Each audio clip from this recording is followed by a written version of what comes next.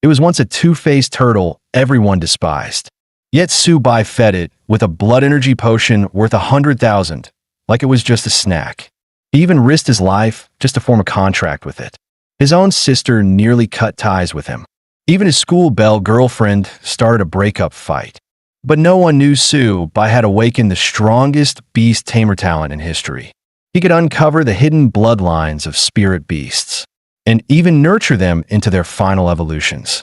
That little turtle, seemingly useless in battle, actually carried the bloodline of the Xuanwu sacred beast. 100 years ago, countless races invaded Blue Star. The armies of each nation built military bases inside the rifts in the sky, defending against beasts right at the source. With spiritual energy revived, humans awakened martial arts and supernatural powers. But Subai had lived in this world for 17 years, with no system and no awakened power. Graduation was right around the corner. The school belle, Lin Yanran, who secretly had a crush on him, worried about where he'd apply. Go to the Literature Academy? In this era of chaos, foreign languages and math meant nothing. Go to Marshall University? His poor family could never afford the costly tonics. Just as Lin Yanran urged him to apply with her to Literature Academy, a system panel suddenly appeared before Subai's eyes.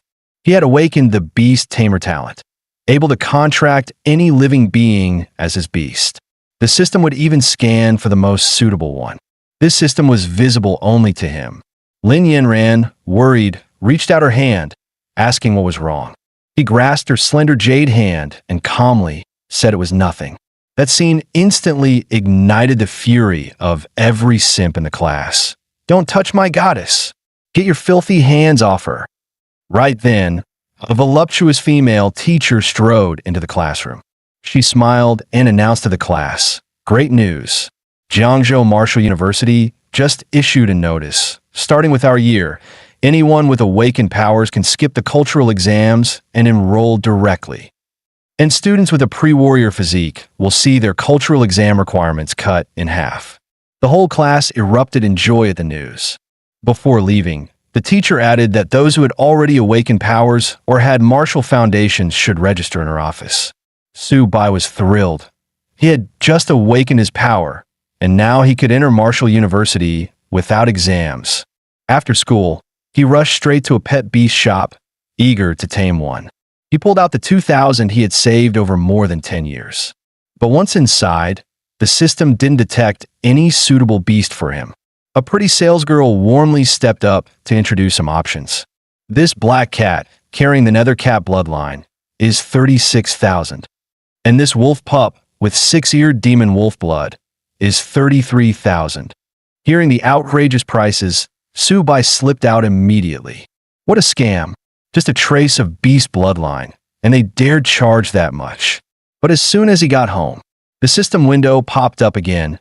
"Newbie-compatible contract beast detected. Little turtle. Proceed to tame." Subai froze. Could it be the turtle his father had raised for 2 months? His first beast would be this thing? Wouldn't people laugh their heads off? Then he thought it through. With his current strength, there was no way he could tame a battlefield monster. He'd just stick with this one and swap it later for something cooler. The moment the turtle was tamed, its attribute panel appeared. No way. It had the bloodline of the Xuanwu sacred beast with unlimited growth potential, and its evolution method was simply eating. Change it? Hell no. This turtle, once despised, turned out to be a monster, definitely keeping it.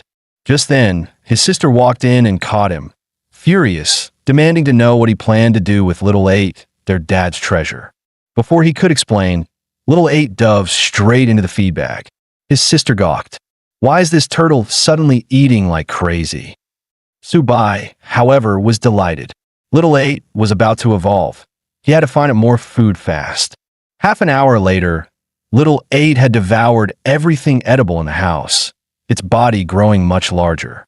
When his parents returned, they couldn't believe their eyes. In just half a day, the turtle had grown that much.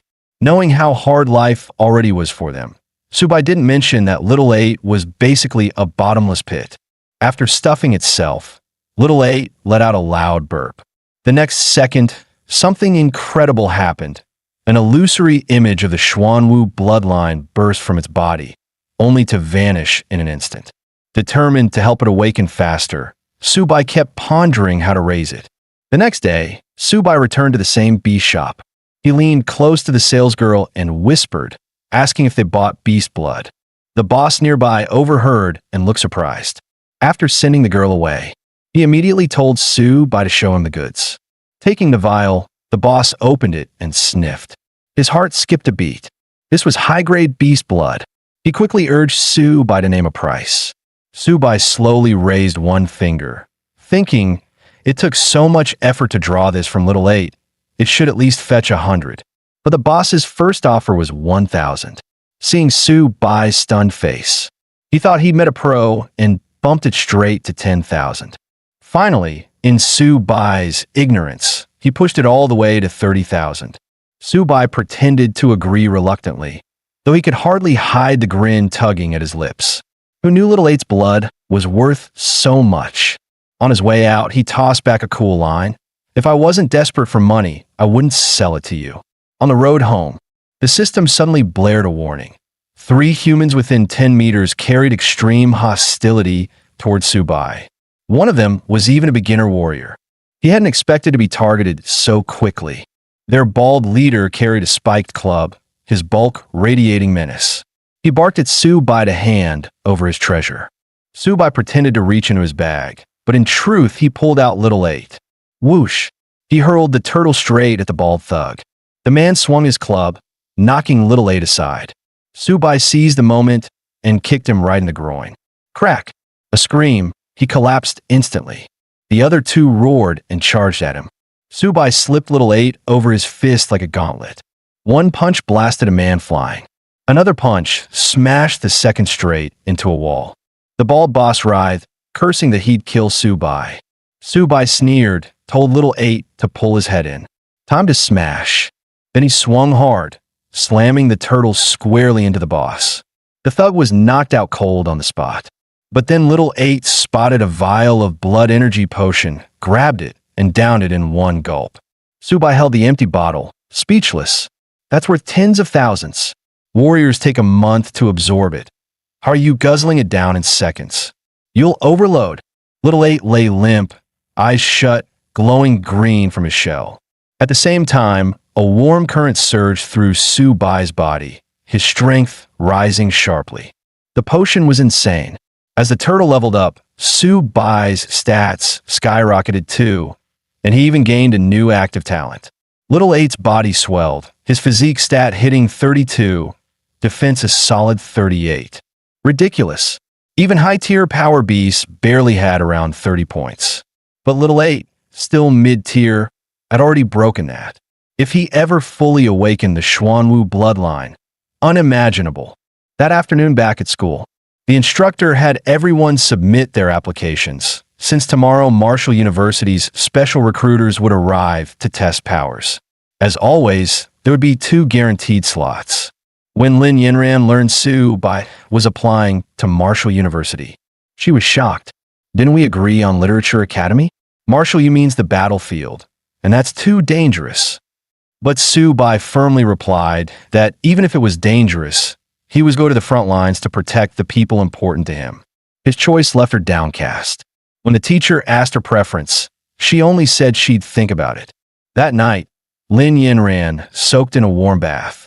She called Subai, telling him she'd also chosen Marshall University, and that she had a surprise for him. Subai thought she was joking, hurriedly ended the call, because Little 8 was caught stealing food again. The next day, the school held a pledge assembly. Everyone gathered on the field. Instructor Zhang Kai from Jiangzhou Marshall University addressed them. 3 years ago, 86 entered Marshall U. Now, only 11 remain alive. Faces turned grim. To them, entering Marshall U now looked like walking into death. Zhang Kai clarified, this wasn't to scare them, but to show that entering Marshall U wasn't for glory, but for the responsibility of defending their homeland. Marshall U is where warriors are forged. Do you want to be strong? Yes. The response roared like thunder. After the rally, Zhang Kai and the homeroom teacher approached Subai, notifying him he'd been guaranteed admission. Subai stood dumbfounded. His classmates also gawked. No way. Subai's got connections. Soon after, he was on a bus heading for Marshall University.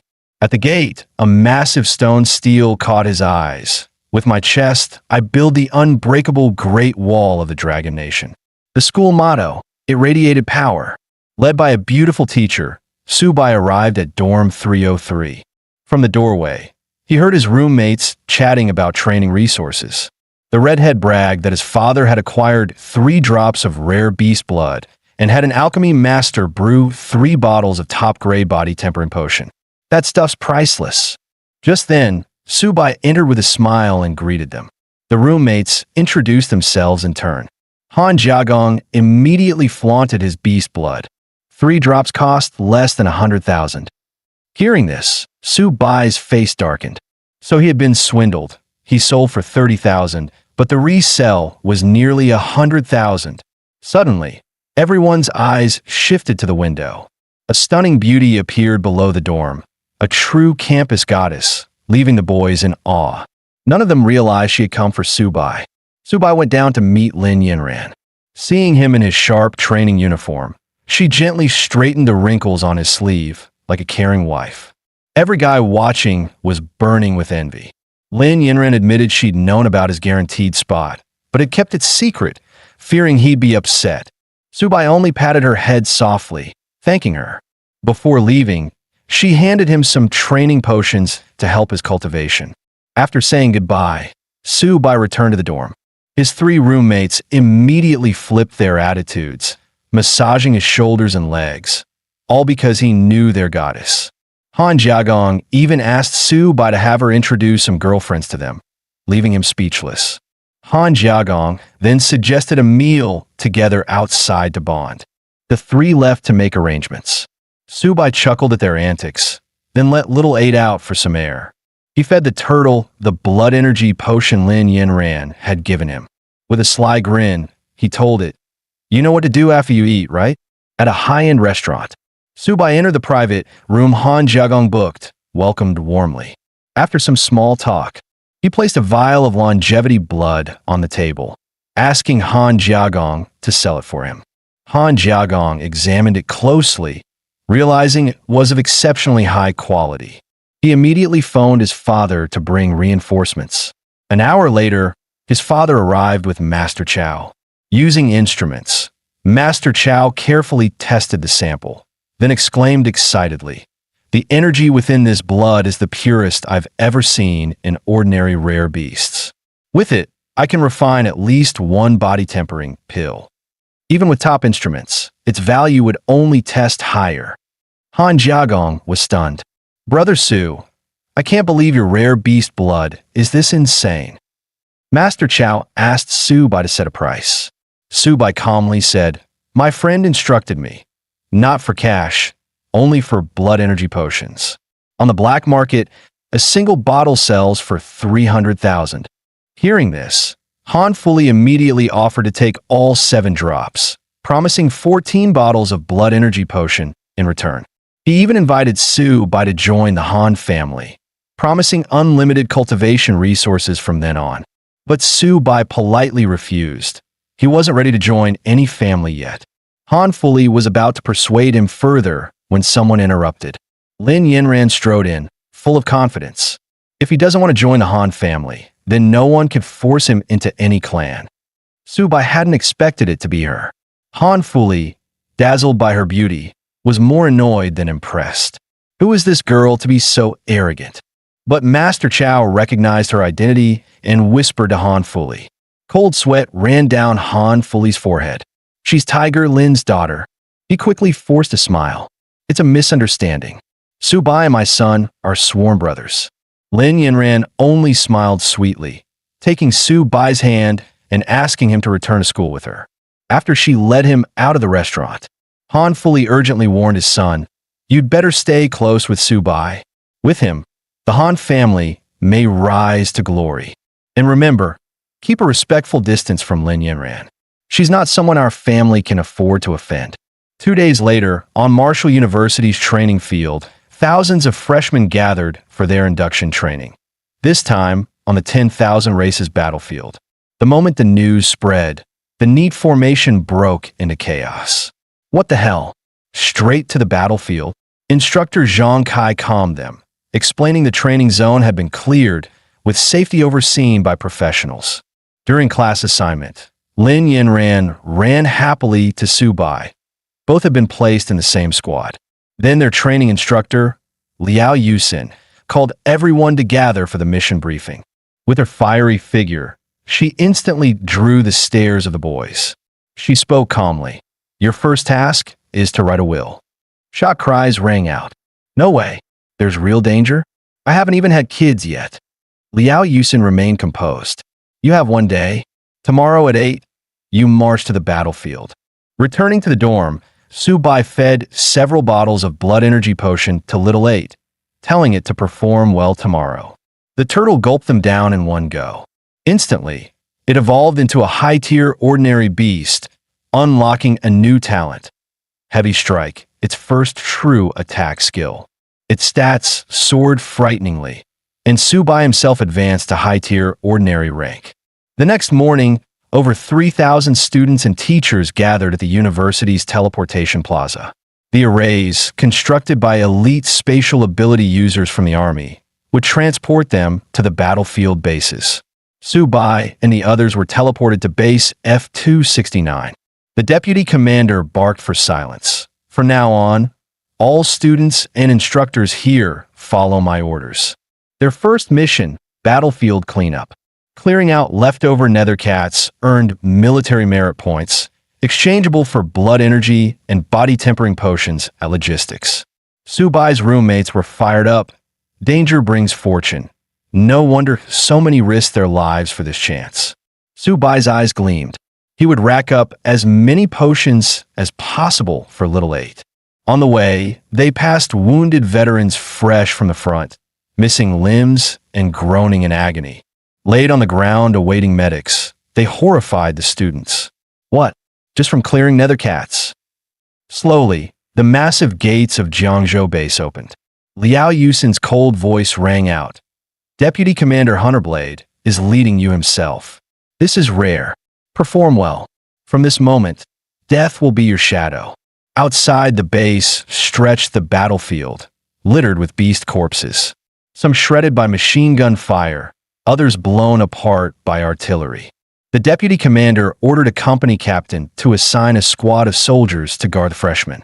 Meanwhile, at the Dragon Nation's supreme military command, an officer rushed to the chief of staff with an urgent report. A massive beast invasion is striking our defenses. 12 golden-ranked powerhouses of the Nethercat clan have joined the battle, each attacking one of the 12 military bases along the southwest border. The chief of staff barked an order. Track their movements immediately. Freshmen are undergoing training in the battlefield. Dragon Nation's future cannot be jeopardized. Meanwhile, at base F-269, Su Bai and his group received orders from the deputy commander to clear the battlefield. Su Bai and Lin Yinran eagerly collected materials from the slain nethercats, useful for weapons and potions. Rare loot was everywhere. Su Bai even dug out several beast cores. Jackpot! I'll trade these for blood energy potions. Little 8's leveling up again. Suddenly, the system flashed a dire warning. 164 nethercats were charging toward them from 3 kilometers away. This was rated 5-star lethal danger. Su Bai tensed instantly. He quickly reported to instructor Liao Yusin. I sense a horde of beasts approaching. But when she looked into the distance, there was only silence. She warned him sharply. Don't spread panic. The consequences will be severe. The deputy commander coldly asserted there were no enemies within 2 kilometers. Su Bai retorted, it was 3 kilometers out. The officer scowled. Are you claiming your senses surpass mine? Liao Yusin hurriedly eased the tension. Perhaps Su Bai is just nervous. It's his first battle. Yet Lin Yinran openly sided with him. Unlike others cowed by authority, she boldly protested. Until the truth is clear, no one should dismiss his words. To win their trust, Su Bai revealed the truth. He was a beast tamer with heightened danger perception. The revelation shocked everyone. Even Liao Yusin stared at him wide-eyed. Suddenly, several scouts rushed back yelling, "It's the Nether Cats!" The deputy commander immediately ordered everyone to form a defensive array. They attempted to request reinforcements, but the base itself was under beast assault, unable to send help. The next second, waves of bronze-ranked Nether Cats stormed out, throwing themselves at the soldiers. Battle erupted in an instant. These cats were lightning fast, savage like tigers. A squad of veterans and martial U instructors braced the front lines. Hold the first wave, victory will be ours. But several Nether Cats veered, lunging straight towards Su Bai's group. Su Bai roared, "Remember the oath of Martial University? With my chest, I build the unbreakable Great Wall of the Dragon Nation." As if in response, a powerful spirit of unity surged through the ranks. At that moment, a graceful archer girl appeared above, bow in hand. Each arrow she loosed pierced a Nether Cat with deadly precision.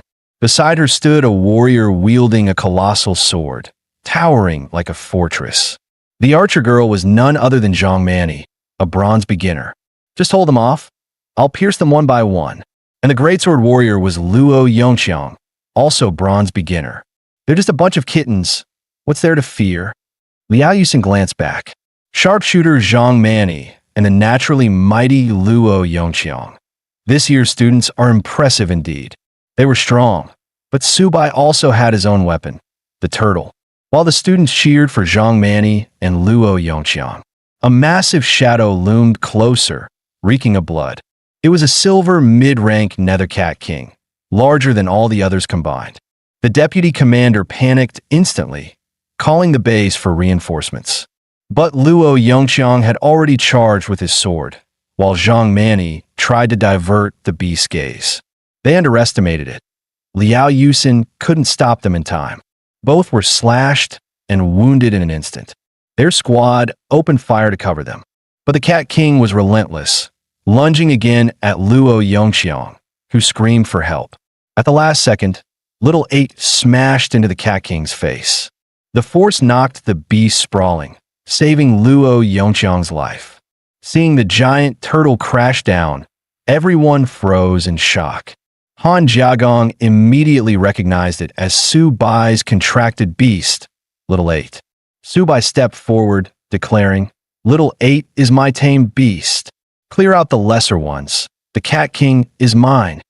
Lin Yanran, seeing his beast for the first time, was thrilled. A turtle just knocked down the Cat King. Su Bai raised his hand. "Go, Little 8. Show this wildcat your power." The turtle shot forward like a rocket, leaving the crowd stunned. Even the deputy commander and Liao Yusin were impressed by Su Bai. With the Cat King pinned, others pushed to finish the common Nether Cats. The Cat King slashed with claws sharp as blades, its strike howling with bloodied wind. But on the turtle's shell, it was like scratching an itch. The claws snapped off completely. The deputy commander gasped. A common rank beast just withstood a silver Cat King strike. That shell is absurd, borderline monstrous. Seizing the chance, the deputy commander leapt skyward with his sword. He struck at the Cat King's waist, its weak point, drawing a howl of agony. But the beast's tail whipped out, hurling him away. Though wounded, he prepared to strike again, ready to fight to the death. Su Bai shouted for Little 8 to unleash its special move. The turtle spun rapidly in place, blurring like a whirlwind. Su Bai dashed up behind. With a mighty kick, he launched it like a cannonball. Little 8 blasted forward, slamming into the Cat King's abdomen. Boom! The impact echoed like thunder. The turtle landed gracefully, steady as a rock. The deputy commander thought grimly, "The Cat King is finished." Sure enough, the beast writhed, blood pouring out. It collapsed dead on the spot. The battlefield exhaled in relief. The Cat King was finally slain. Lin Yanran rushed forward and hugged Su Bai, shouting like an excited fangirl, "Su Bai, you're amazing." While his roommates asked where he bought such a turtle, Little 8 was already digging inside the Cat King's corpse. When it pulled out a golden beast core, its eyes gleamed, ready to sneak a bite. Su Bai immediately noticed. Suddenly, a massive shadow loomed in the sky. The deputy commander's face sank. He realized the Cat King's dying roar had been a call for reinforcements. At the same time, the base's operations center detected abnormal energy waves. F-269 was now swarmed by beasts of unknown rank. What? You mean Tiger Lin's daughter is among those cadets? Hearing this, Vice Commander dispatched troops at full speed. But when Yuan pressed impatiently, within 20 minutes, reinforcements must reach the battlefield. Cold sweat beaded on the Vice Commander's forehead. Damn it! If Tiger Lin goes berserk, all of Jiangzhou will pay the price. The shadow in the sky suddenly spoke in human tongue. Foolish humans. Pathetic race. How dare you slaughter my kin? It dropped beside the Cat King's corpse. Without hesitation, it began devouring the body. Su Bai's system blared. Warning, gold rank beast detected. Extreme danger. Retreat immediately. This Shadow Cat King had a bloodlust berserk talent. Once injured, its strength and agility doubled. Clearly, even the instructors had never faced such a monster. Some students broke down sobbing. I don't want to die here. Where's the reinforcements? The deputy commander raised his sword and charged, ordering everyone to evacuate the wounded. But it was like an egg striking stone. He was struck down instantly. The beast sneered, "You? Worthy of me." In desperation, Su Bai shouted for Little 8 to shield him. The turtle leapt forward, blocking a deadly claw meant for the commander.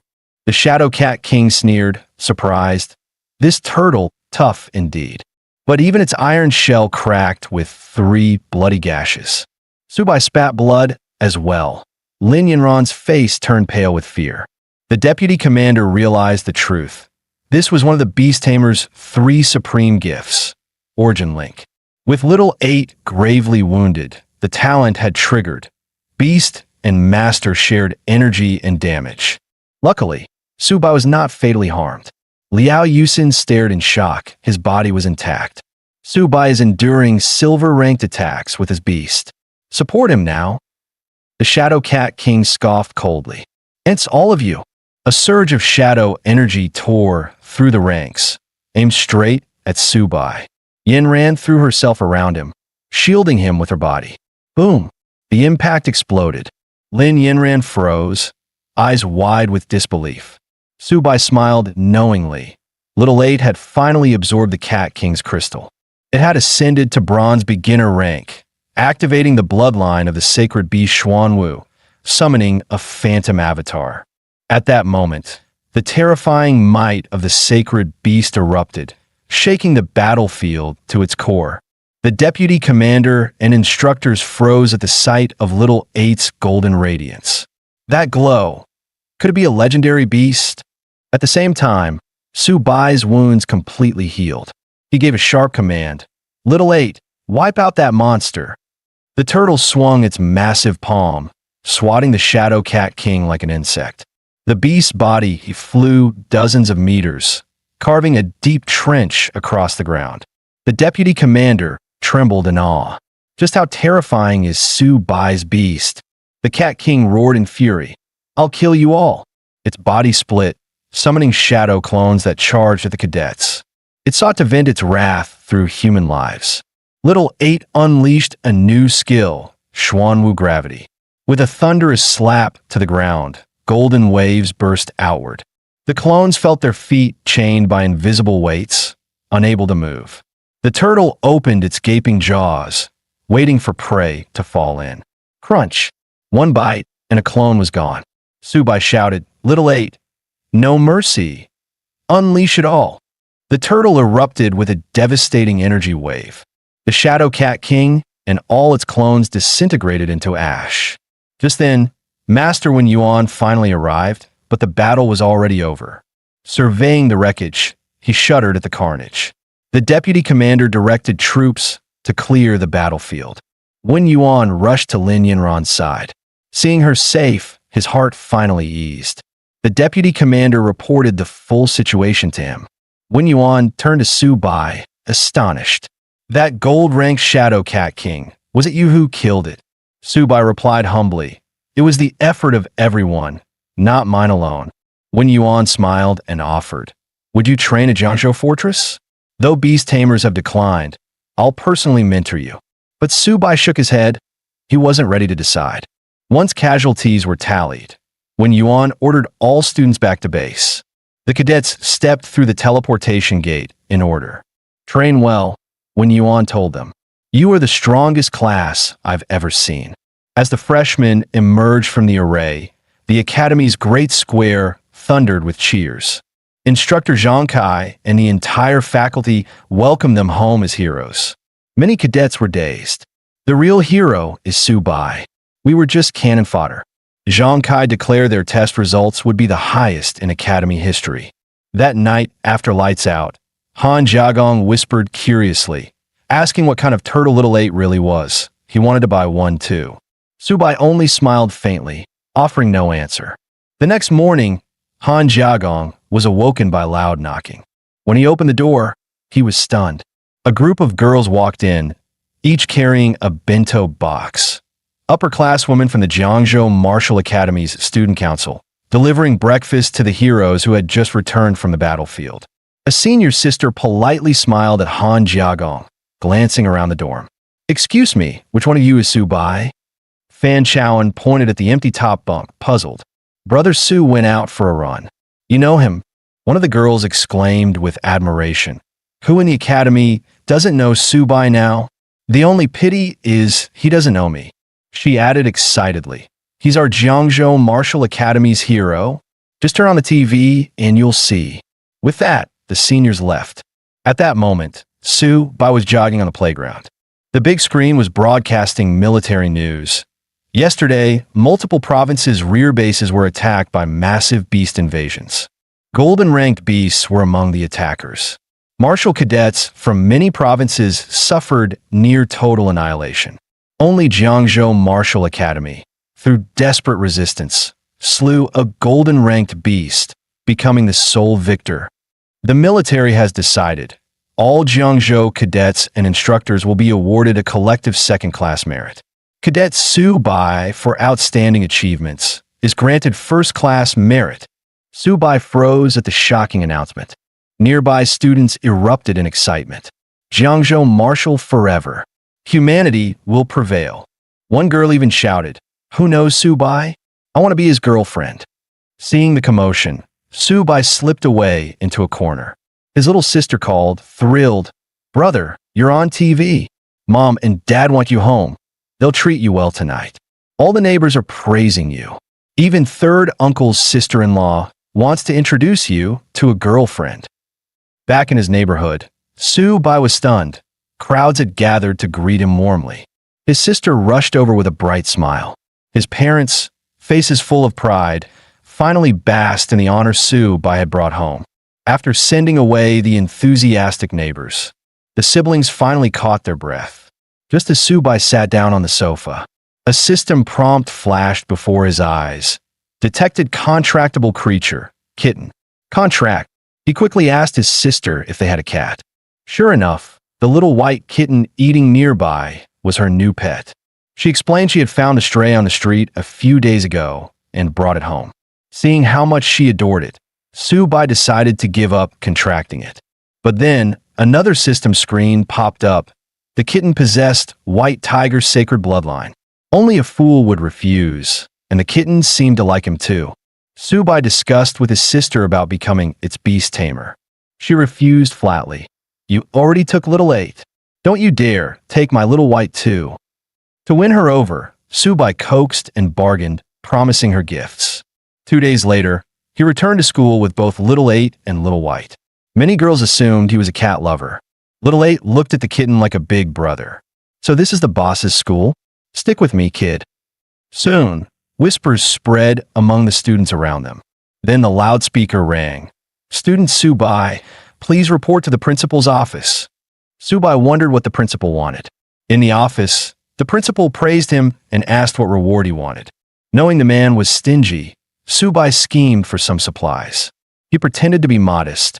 Principal, I don't want the school to spend too much. Just give me 100 golden beast cores. The principal nearly fainted. I don't even have that if you smash my bones into dust. Why don't you take my job instead? After relentless persuasion, Subai finally secured 15 bronze beast cores. Truly, the old man was miserly. On top of that, Subai was chosen as a freshman representative for the 100 Academies tournament, a chance for glory and rich rewards. Yet the tournament brimmed with experts. Victory would not be easy. Subai sighed inwardly. The sly principal clearly wanted to push him into the fire. Soon, the principal gathered all the representatives. The tournament is military-led. Though our resources pale compared to Imperial and Magic Capital Academies, I expect you to fight for honor.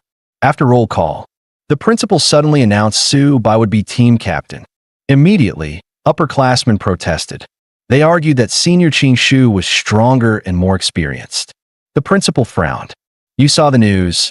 Subai slew a golden-ranked beast. If any of you want captaincy, bring me one of those heads yourselves. Faces soured, resentment lingered. Some even prepared to challenge Subai directly. Subai was speechless. The old fox had thrown him in the fire pit. The principal dismissed them, reminding all to prepare. Less than 20 days remained. Before the words even settled, Subai bolted out, not wanting to stay a second longer. Back in the dorm, Subai's first priority was feeding his 2 bottomless pits. The 15 bronze beast cores promised by the principal would be enough to push Little 8 to the next level. He comforted Little White. Don't worry, there's food for you too. He poured a full vial of blood chi potion into Little White's bowl. Meanwhile, Little 8's glowing eyes were locked on the bag of beast cores. Subai sneered, dumping the fortune worth of beast cores out. If you don't evolve now, I'll feed every last resource to Little White instead. Sure enough, Little 8's body erupted with golden light as he devoured them. During the evolution, the entire academy trembled like a quake. Ding! Little 8 had advanced to bronze mid-rank. Though no new talents appeared, all his attributes surged upward, enough to make Subai grin with satisfaction. Not to be outdone, Little White advanced to ordinary high rank, awakening a new talent, Nether Ghost Step. Subai affectionately patted both of them. Good, very good.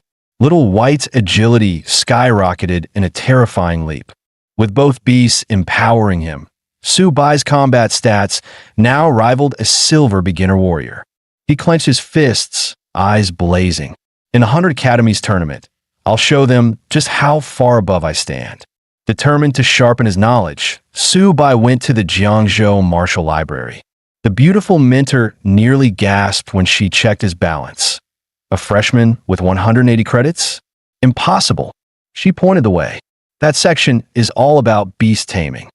Subai thanked her and browsed the towering shelves, realizing he had more than enough material to study for months. One book, however, caught his eye. Autobiography of Lofen, the strongest beast master in history. Inside, it recorded the 3 supreme beast master exclusive talents in ancient incantations. Heaven and earth return, soul eternal, arms and beasts become one, sacred beast armament, roots of life entwined, origin flows as one. Apart from origin confluence, Subai couldn't yet grasp the meaning of the others. The text told of Lofen, who fought the invading clans alone until his final breath. Subai's heart stirred. He vowed to study this book thoroughly. Suddenly, the book floated in his hands, glowing with radiant light, and power surged into his body. He quickly asked if he could borrow it. The mentor frowned, noticing the book had no catalog tag. No matter how she tried, she couldn't open it. It was sealed. Yet when Subai held it, the pages turned effortlessly. Baffled, she allowed him to take it for as long as he wished. Not long after he left, she phoned the principal. The book you left on the shelf. He's taken it. The principal was stunned. He could actually open it. A satisfied smile spread across his face. Lofen, the one you waited for. After 100 years, he has finally appeared. You can rest easy. Time flew. The day of the 100 Academies tournament had arrived. The tournament was divided into 5 battle zones, with only 2 teams surviving from each. All 8 academies of Jiangzhou province would clash here, under the eyes of a nationwide live broadcast. As soon as they got off the bus, Longning and Fuchuan schools started mocking each other as trash. The arena was packed, deafening with noise. Seeing that Su Bai hadn't shown up, his teammates thought he had chickened out. But the moment they said it, he walked right in. Liao Yusin noticed his strength had grown and asked him to arrange the lineup. He only smiled. "I've got it covered." Instructor Zhang Kai stepped up, his speech roaring. "A month ago, the savage beasts attacked our rear bases. Martial academies across the provinces were slaughtered nearly to extinction." Zhang Kai's voice thundered. "Brothers and sisters, will we avenge this?" The crowd raised their fists, shouting, "Revenge! Slaughter the beasts! Humanity will prevail." Seeing the momentum, Zhang Kai declared, "This is the meaning of today's 100 Schools League. Now, the Jiangzhou division begins." The format: team battles. 5 members per team. Losers step down, winners stay on until the last squad remains. The draw was revealed. First match Longying versus Xinming University. Second match Jiangzhou versus Qingyun University. The principal walked up and asked Su Bai how he'd assign his lineup. Su Bai said confidently, "I'll go first. The rest of you decide among yourselves." Liao Yusin rolled her eyes. "That's your tactic?" The seniors argued they should counter Qingyun's order, but Su Bai promised he wouldn't let anyone down. The principal watched quietly, realizing Su Bai had grown not only in level but also in perception. Still, he leaned in and whispered, "At least let the seniors take a sip of soup, or you'll offend them and won't last here." In just under 3 minutes, Xinming University crushed the first match. Liao Yusin sighed. "Xinming really is strong this year." Su Bai rose, heading to the stage. "Just watch." From the stands, Lin Yanran clenched her fists, her sweet voice ringing out, "Su Bai, go for it. You have to win the championship." Qingyun's first fighter was their captain, Li Lingfeng. He sneered, "So you're the freshman who killed a gold-ranked beast?" Su Bai's tone was calm. "Yeah, that's me." Li Lingfeng smirked, "Same bronze mid-tier as me, yet you talk big." But Su Bai casually pulled a little turtle from his pack. Li Lingfeng almost burst out laughing. "You brought your pet turtle to a match?" Su Bai ignored him. "Breakfast first." The crowd jeered. Is Jiangzhou so desperate they send clowns like this? Even his teammates thought he was too cocky, casually snacking on chips and sipping soda in the ring. They didn't know Xiao Ba was about to slap them all in the face. The turtle roared, bursting with golden light. In an instant, it transformed into a colossal black tortoise, its body expanding 100-fold. The sheer pressure forced Li Lingfeng to step back. The arena went silent, then erupted. "That turtle's huge. Its eye alone is bigger than a basketball. That shell's basically a tank. No wonder Su Bai killed a gold-ranked beast. One slap and you're done."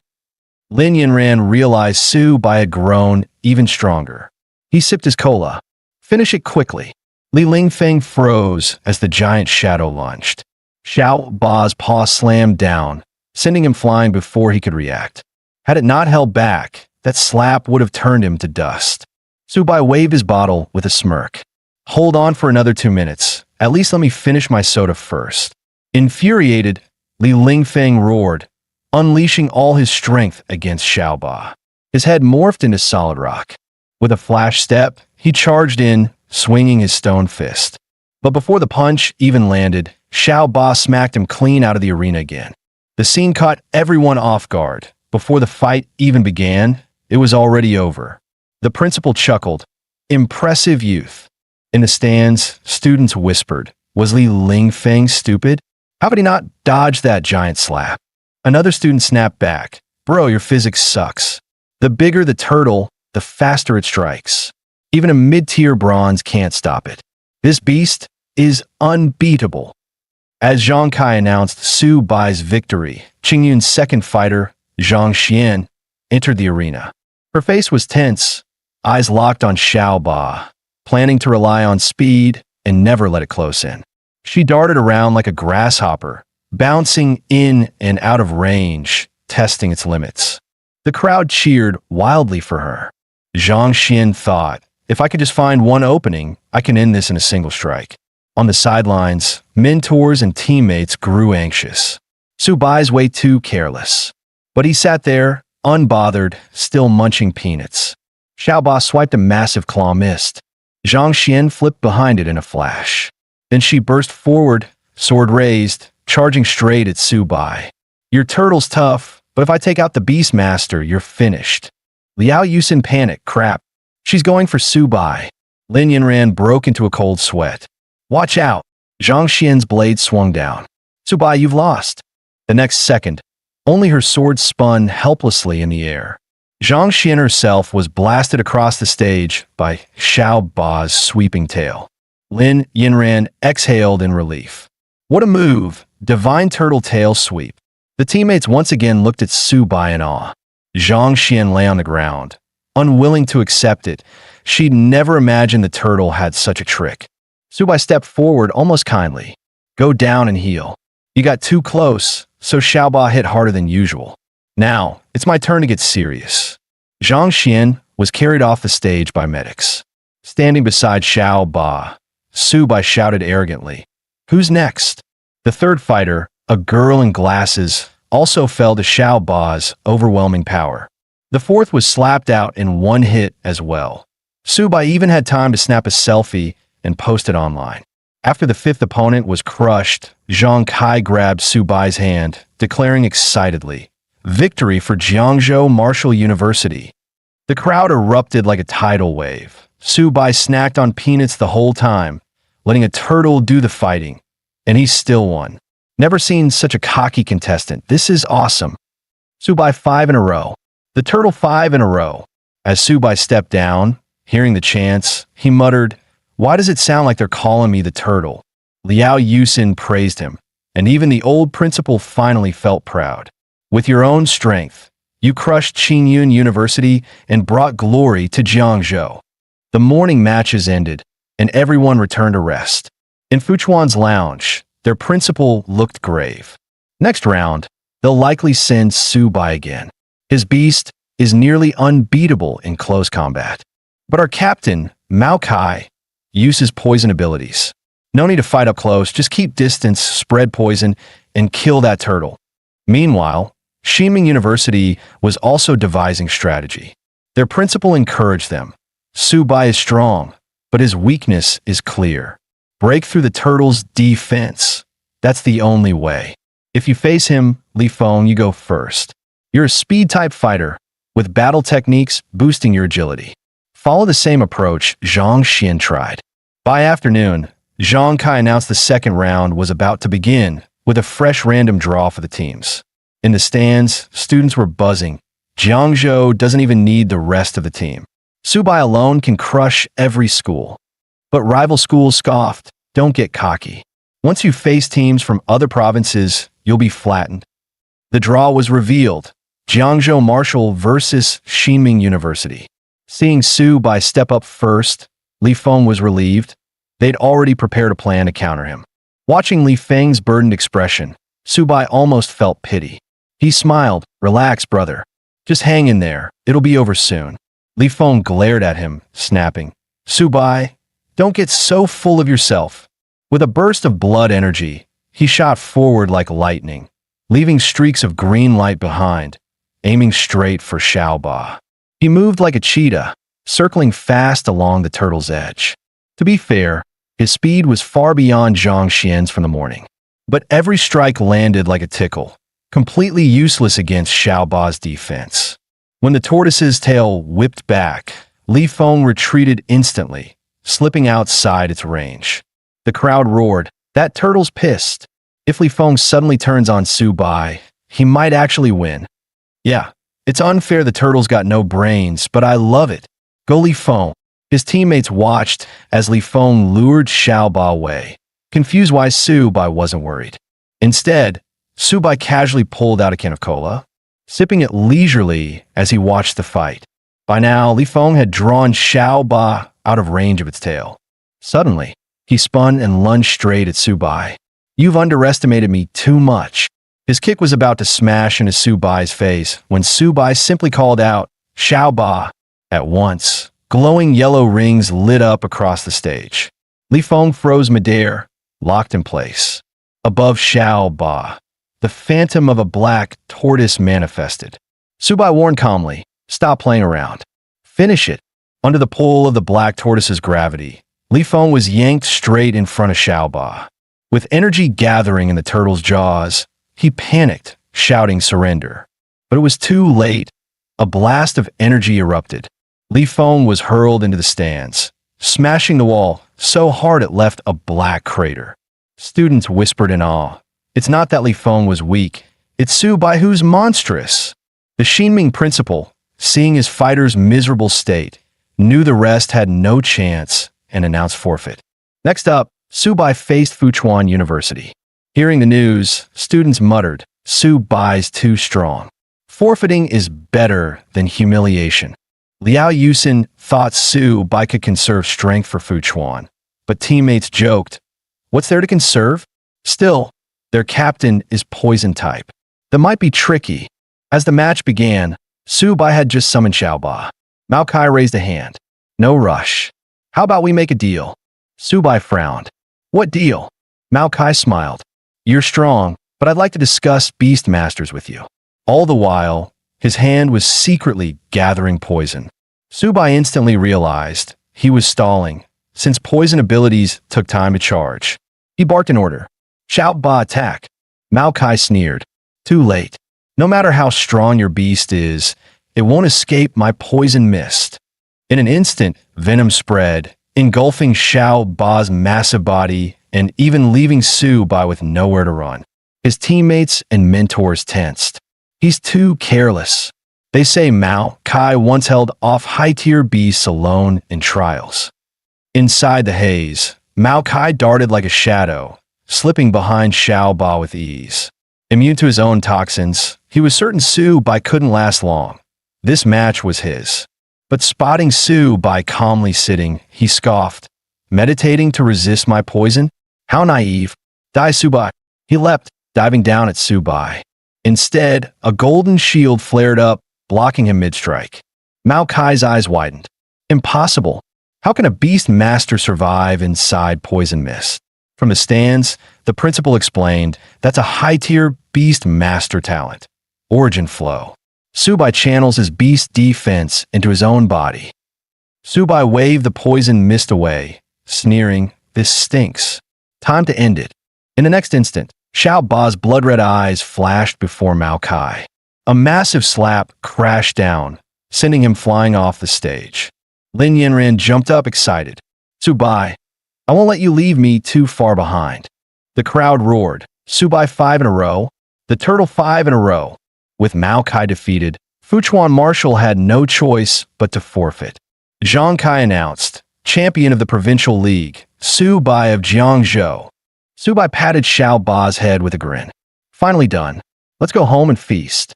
The principal walked over with praise. Su Bai seized the moment. "Since I brought glory to Jiangzhou, shouldn't you reward me with some extra resources?"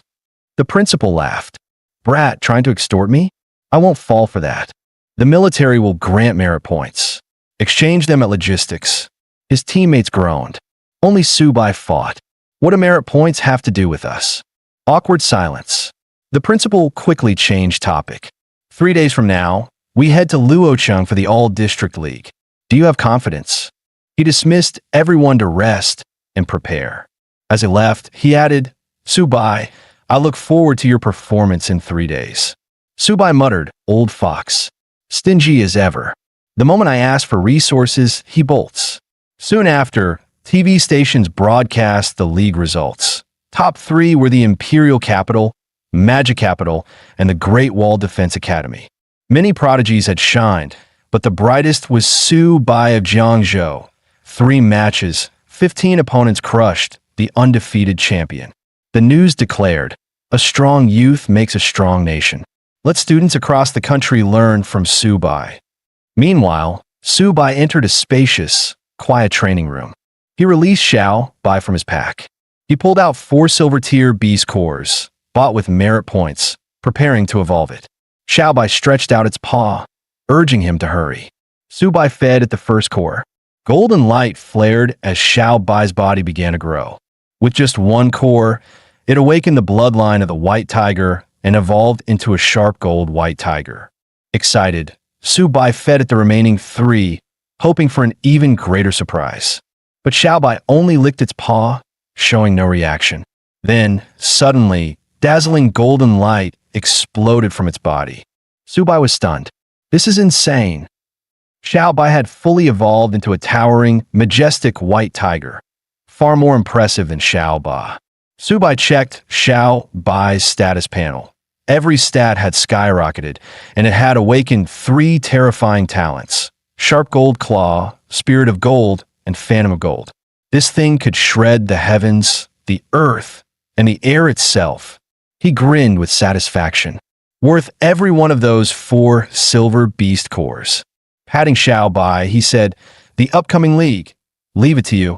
Meanwhile, in a villa in the imperial capital, a man in mink robes stared at Su Bai's battle on TV, intrigued. This kid hides many secrets. He ordered his aide, investigate him. That turtle of his might be even more outrageous than Luo fans back then. 3 days later, Su Bai arrived at the Loha arena, full of anticipation. But the setup shocked him. Only 9 academies joined this time, with 1 forfeiting, meaning someone would draw by. Su Bai groaned inside, "I don't want to buy. I need more matches to farm military points for my 2 gluttons." The principal promised everyone a chance to fight and had Su Bai do the draw. But when the hostess revealed the result, Su Bai wanted to slap himself. Jiangzhou Marshal drew the buy. The principal and mentors, however, were delighted. Straight to the next round. With that luck, you should buy a lottery ticket. The first match began, Luoha versus Fuchuan. Fuchuan's female fighter was clearly struggling. 2 hours later, the first round's top 8 concluded. The hostess announced the next draw. Jiangzhou Marshal got another buy. The audience erupted. "No way anyone's this lucky. Must be rigged." 2 pretty girls even complained. "Luoha must be dodging Su Bai on purpose. That's disrespectful." A military officer stood up, solemnly declaring, "After strict checks, no foul play was found. Jiangzhou's draw was fair." The principal beamed. "We're already in the top 3 of the district. 1 more win, and we reach the finals." Meanwhile, Su Bai looked utterly depressed. An hour later, the finals began. Jiangzhou versus Lanzhou University. His teammates eagerly volunteered to fight first. But the principal had already decided. Luo Yongqiang and Bai Ningbing first, then Wang Qingqing and Hu Qingshu, with Su Bai as the finisher. The team's morale soared, while Su Bai sulked. "Guess I won't even get to fight." Luo Yongqiang entered first, a bronze beginner against a bronze mid-tier. He fought hard but lost in the end. The second fighter, Bai Ningbing, entered in a frenzy. Twin blades danced like a storm, his inherited swordplay and swift footwork forcing his opponent into retreat until he claimed victory. The icy school, Beauty Wang Qingqing followed, her soft whip flowing between offense and defense. With flawless skill, she blasted her opponent clean out of the ring. Watching, Su Bai muttered, "Are my teammates all leveling up this fast? Is it because of me? When will it finally be my turn?" After Wang Qingqing's narrow defeat, Hu Qingshu stepped up, grinning. "Both of you come at me together. Saves time." The 2 remaining Lanzhou fighters flared with rage. "Cocky bastard. You'll regret that." The hostess quickly confirmed, 1 versus multiple is allowed. "Begin." Su Bai shot to his feet. "A 1-on-2? He's not even leaving me a scrap to fight." Hu Qingshu wasted no breath, unleashing his wit abilities. A towering 1,000-year maple tree burst into being. Countless leaves whirled like blades, trapping both enemies within. They struggled desperately, but the pressure mounted. Su Bai stroked his chin. Hu Qingshu's mental strength is terrifying. The principal nodded in approval. As expected of that family's heir, Jiangzhou's substitutes gaped. "Senior Qingshu is this strong? Fighting 2 at once, calm as ever." Still Su Bai's scarier. His beast even killed a gold-ranked monster. On stage, the maple leaf maelstrom roared louder. Their foes were about to collapse. Hu Qingshu gathered a swirl of crimson leaves in his palm. With a shout break, a storm of leaf blades erupted, blasting both fighters out of the arena. Victory was his.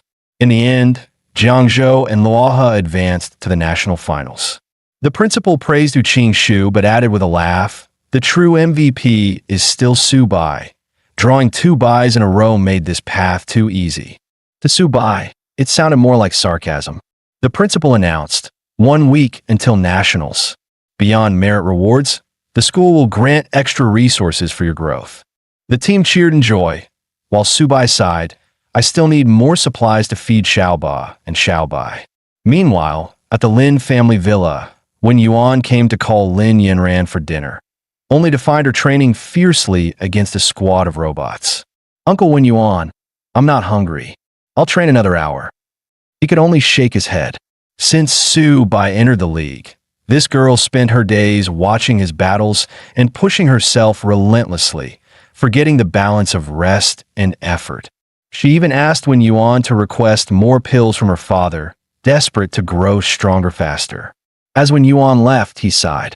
So many of the capital's top families sought her hand, yet she rejected them all. What spell has Su Bai cast on her? A week later, the team arrived at the grand stage of the finals, the Magic Capital. The moment they got off the bus, the sight of the pure gold school gate stunned everyone. "Too luxurious," Su Bai muttered under his breath. "That gate must have cost billions to build. Insane." The principal chuckled. "Billions? Just the materials alone cost 1.8 billion. And it was forged in a single day by 20 gold-ranked and 5 platinum-ranked powerhouses. Look at the motto carved there. Only the strong can defend the nation.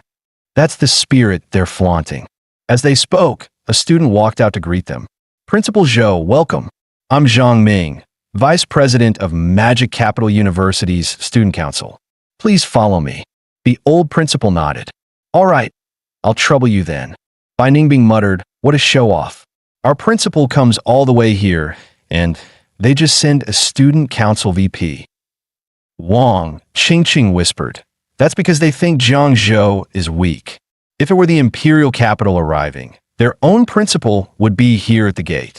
Zhang Ming led them on a tour, showing off facilities like their multi-billion gravity training ground, where warriors could condense blood energy simply by training inside. The principal's eyes glistened with envy. "If we had that, we could produce hundreds of silver-ranked students every year." Soon they reached the Magic Capital Grand Hotel, a skyscraper built to international 5-star standards. Zhang Ming introduced proudly. The first floor offers a 24/7 buffet. All the meat comes from savage beasts, cooked by top chefs, unlimited supply. It's great for boosting blood energy. Su Bai's eyes widened. "Unlimited? Really?" Zhang Ming sneered inwardly at the country bumpkin, but kept smiling. "Of course. Your guests here. No one leaves hungry. Eat all you like." Su Bai rushed toward the doors, shouting, "Ha! Xiaobai, feast time." Zhang Ming laughed awkwardly, while Wang Qingqing muttered nervously, "They don't know how much his turtle eats." Luo Yongqiang groaned. "If Su Bai goes in first, will there be anything left for us?" The team charged in like a stampede, leaving only the principal and Zhang Ming at the entrance. The principal gave a sheepish smile. "Youthful energy, please don't mind." The next day, they stepped into Magic Capital's massive stadium, capable of seating 300,000. The roar of fans for their schools shook the sky. For the team, it was their first time in such a massive stadium. They'd only ever seen it on TV, so they pulled out their phones for selfies. The principal quickly barked, "Put those away. Listen up. Time to explain the rules." 13 academies would clash in the finals.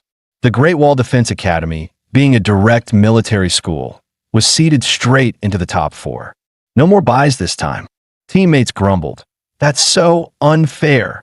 The principal explained, "The Great Wall Academy is the military's genius base, the only school set right on the Beast War frontline."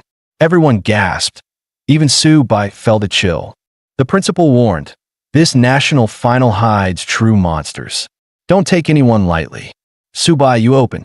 Hu Qing closes." Soon the host's voice boomed, silencing the crowd. The 100 schools' national finals begin. The draw was revealed.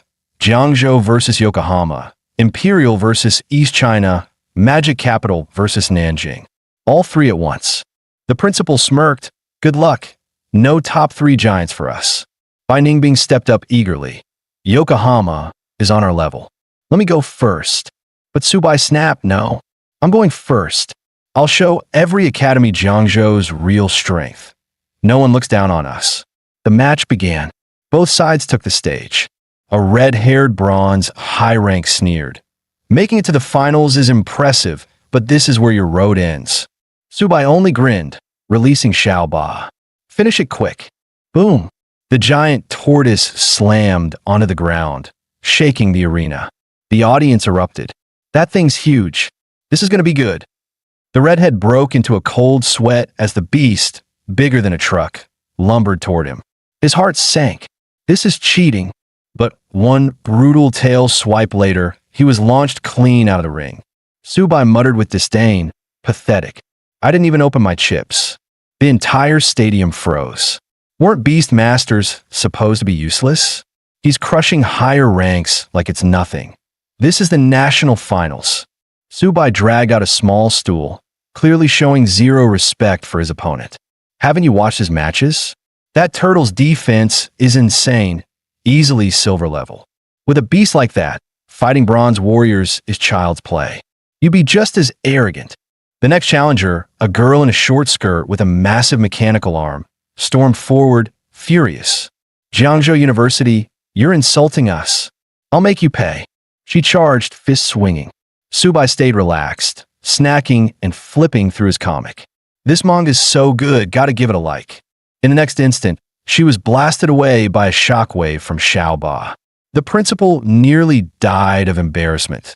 This was the national finals. Subai's way too flamboyant. How am I supposed to face Principal Chun from Yokohama now? Still, damn, that was satisfying to watch. Hu Qingshu warned him not to celebrate too early. Subai might soon face a real threat. Isn't that the captain of Imperial Capital University? East China University, trying to avoid humiliation, sent out their silver-level captain first. Everyone assumed it would be an even match. Yet within a minute, East China's captain lay bloodied on the ground, while Imperial Capital's captain stood unharmed, smiling. Sorry, went a little heavy there. The principal recognized it instantly. Fire attribute, Silver Peak.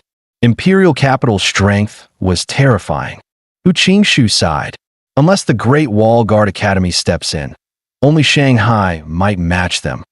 Next round, Luoha University. Their captain, Wang Mingquan, volunteered. Let me take the lead. I'll give them a taste of being wiped out. The principal reminded him. Use your speed. Don't clash head-on with the turtle.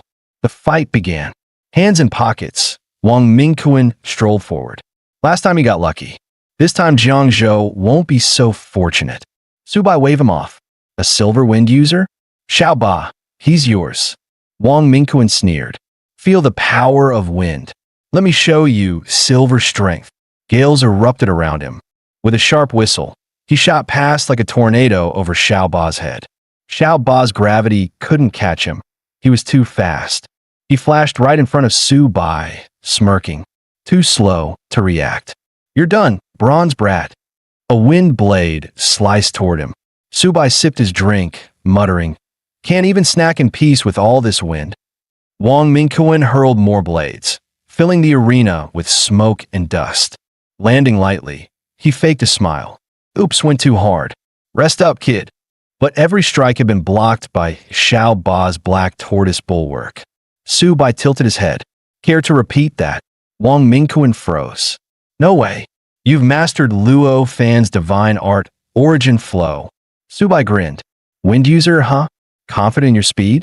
Let's play then. He recalled Xiaoba and opened his backpack. Kneeling, he released Xiaobai. Think you're fast? Race my kitty. The little cat stretched lazily, looking cute and harmless. Wang Mingquan burst into laughter. Subai, are you insane? Bringing a house cat to a tournament. The crowd erupted. Jiangzhou sure knows how to put on a show. That kitten's adorable. I want one too. His teammates were dumbfounded. What the hell is Subai doing? Mocking his opponent with a cat. Only the principal's eyes narrowed. Don't jump to conclusions. Watch closely. On stage, Wang Mingquan sneered, Better bring out the turtle. Subai ignored him and calmly told Xiao Bai, "This isn't a battlefield. Don't go too hard." A deafening tiger's roar shook the arena, a golden phantom tiger rising above Xiao Bai's head. Wang Mingquan clutched his ears, thinking he was seeing things. But when the kitten transformed into a massive white tiger and lunged, he realized his mistake. The arena exploded. That's no pet cat. It's a tiger, bigger than anything in a zoo. Hu Qingxu was stunned. A second beast? Even silver-level tamers struggle to control too. Subai's hiding far more than we know. On stage, Wang Mingquan unleashed Wind Flash, narrowly dodging the tiger's strike. In the next instant, Xiao Bai vanished into a blur, pressing in close. Cold sweat ran down his back. Impossible. Faster than my wind. With ghost step of sharp gold, Xiao Bai clung to him like a shadow. No matter how fast he went, he couldn't shake it. Realizing the tiger's speed outclassed his own, Wang Mingquan shifted his gaze to Su Bai, still snacking casually. Beat the master, win the match. He shot forward at top speed. But in the blink of an eye, Xiao Bai's massive body blocked the way, golden pupils glinting with disdain. Before Wang Mingquan could react, a single swipe sent him flying off the stage. With a thunderous crash, he smashed into the ground below the stands. The host shouted, voice trembling, "Victory! Jiangzhou's Subai wins." The audience was left speechless. A mid-bronze crushed a silver captain and dominated him. That tiger's scarier than the turtle. So brutal. Cheers roared nonstop. Subai for the win. Jiangzhou for the win. Even the judges leaned forward. Never heard of this Subai kid. Even Imperial and Shanghai's teams aren't stronger than this. A monster like him showing up, Jiangzhou's rising for sure. Meanwhile, in Modi University's lounge, two students sneered. Lua's trash. That kid used two beasts to freeload millions in buffet food. If we see him, he's dead. Chao Zishuan smirked. Arrogant brat. If we face him in the semis, crush him. Yeah, country bumpkins like that need to be taught a lesson. The next battles were laughably easy. The second opponent pinned by a single claw. The third, a pink-haired girl, tossed gently out of the ring with a tiger tail whip. The fourth, an ice user, had his shield shattered like glass. In under 10 minutes, 5 challengers were annihilated. The stadium boiled with excitement. The old principal wept openly. Heavens above, Jiangzhou finally made top 4. His teammates raised their heads high. Now let's see who dares look down on us. The principal beamed. Subai, you made history. You're Jiangzhou's greatest hero in centuries. Top 4 means our mission is complete. Everyone will be rewarded handsomely. Subai frowned. Top 4 and stop there? You're just giving away the championship and its billions in resources? I didn't agree to that. The principal froze. Our goal was survival and maybe top 4. You can't mean to challenge the 3 elite schools. Hu Qingxu was stunned. Defeating those elite schools? That's nothing but a fool's dream. To crush the fear rooted deep in their hearts, Subai shouted passionately. Look at Modi University. Their school gate alone cost 1.8 billion. We must bring home the championship too, rebuild our gate, and prove worthy of Jiangzhou's people. His words ignited his teammates. You're right. We can't back down. Subai, you lead us in the semi-finals. The principal gave a wry smile. Such courage is admirable. Go rest, and tomorrow, fight for the championship. Watching them leave, he sighed quietly.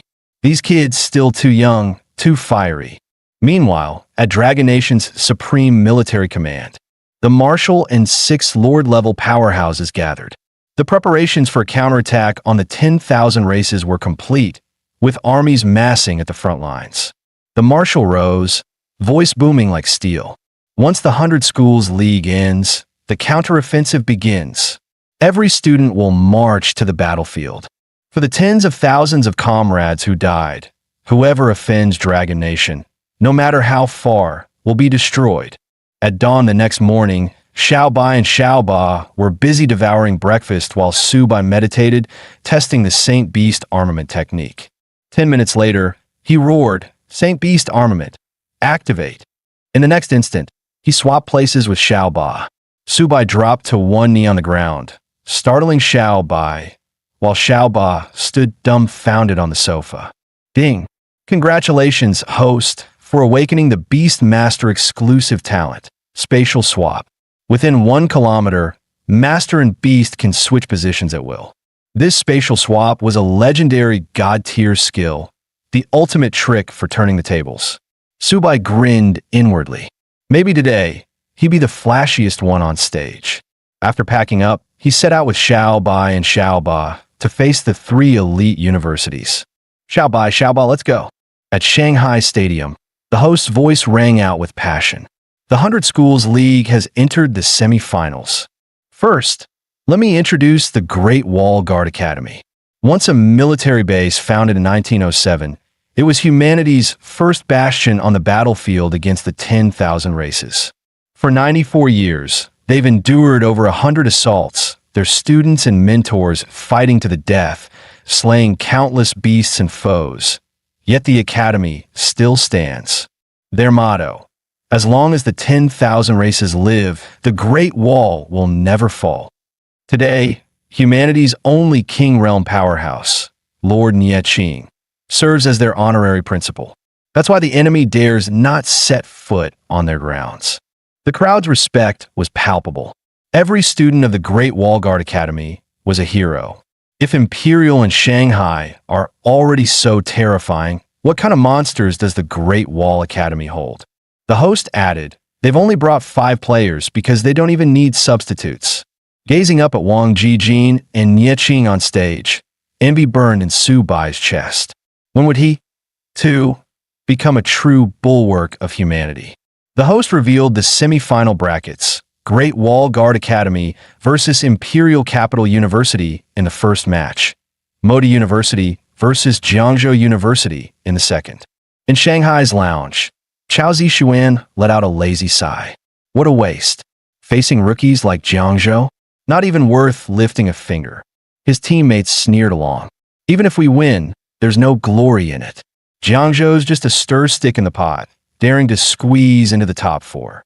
The redhead grinned. Send me alone. I'll crush all 5. On stage, Great Wall's first fighter stepped forward, Captain Han Zhan. Grandson of the Lord-level General Han, he wore purple-gold armor forged from a diamond core beast, gleaming like a hero out of legend. Han Zhan pointed straight at Imperial Capital's Wang Yang. No more stalling. Face me head-on if you dare.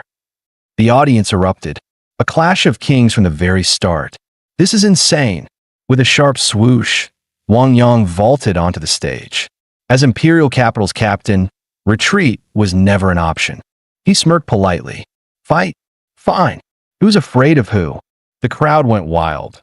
Girls screamed, while even older women shouted shamelessly. Wang Yang, have my babies. Su Bai just curled his lip. Still not as handsome as me. He suddenly had an idea, planning to send Luo Yongxiang up first to rattle them. But Luo panicked. Brother Su, you think way too highly of me. On the ring, Han Zhan's confidence radiated. Wang Yang, I'll let you strike first. Begin. Wang Yang launched his opening move, Windstorm Devastation, a violet light piercing the heavens.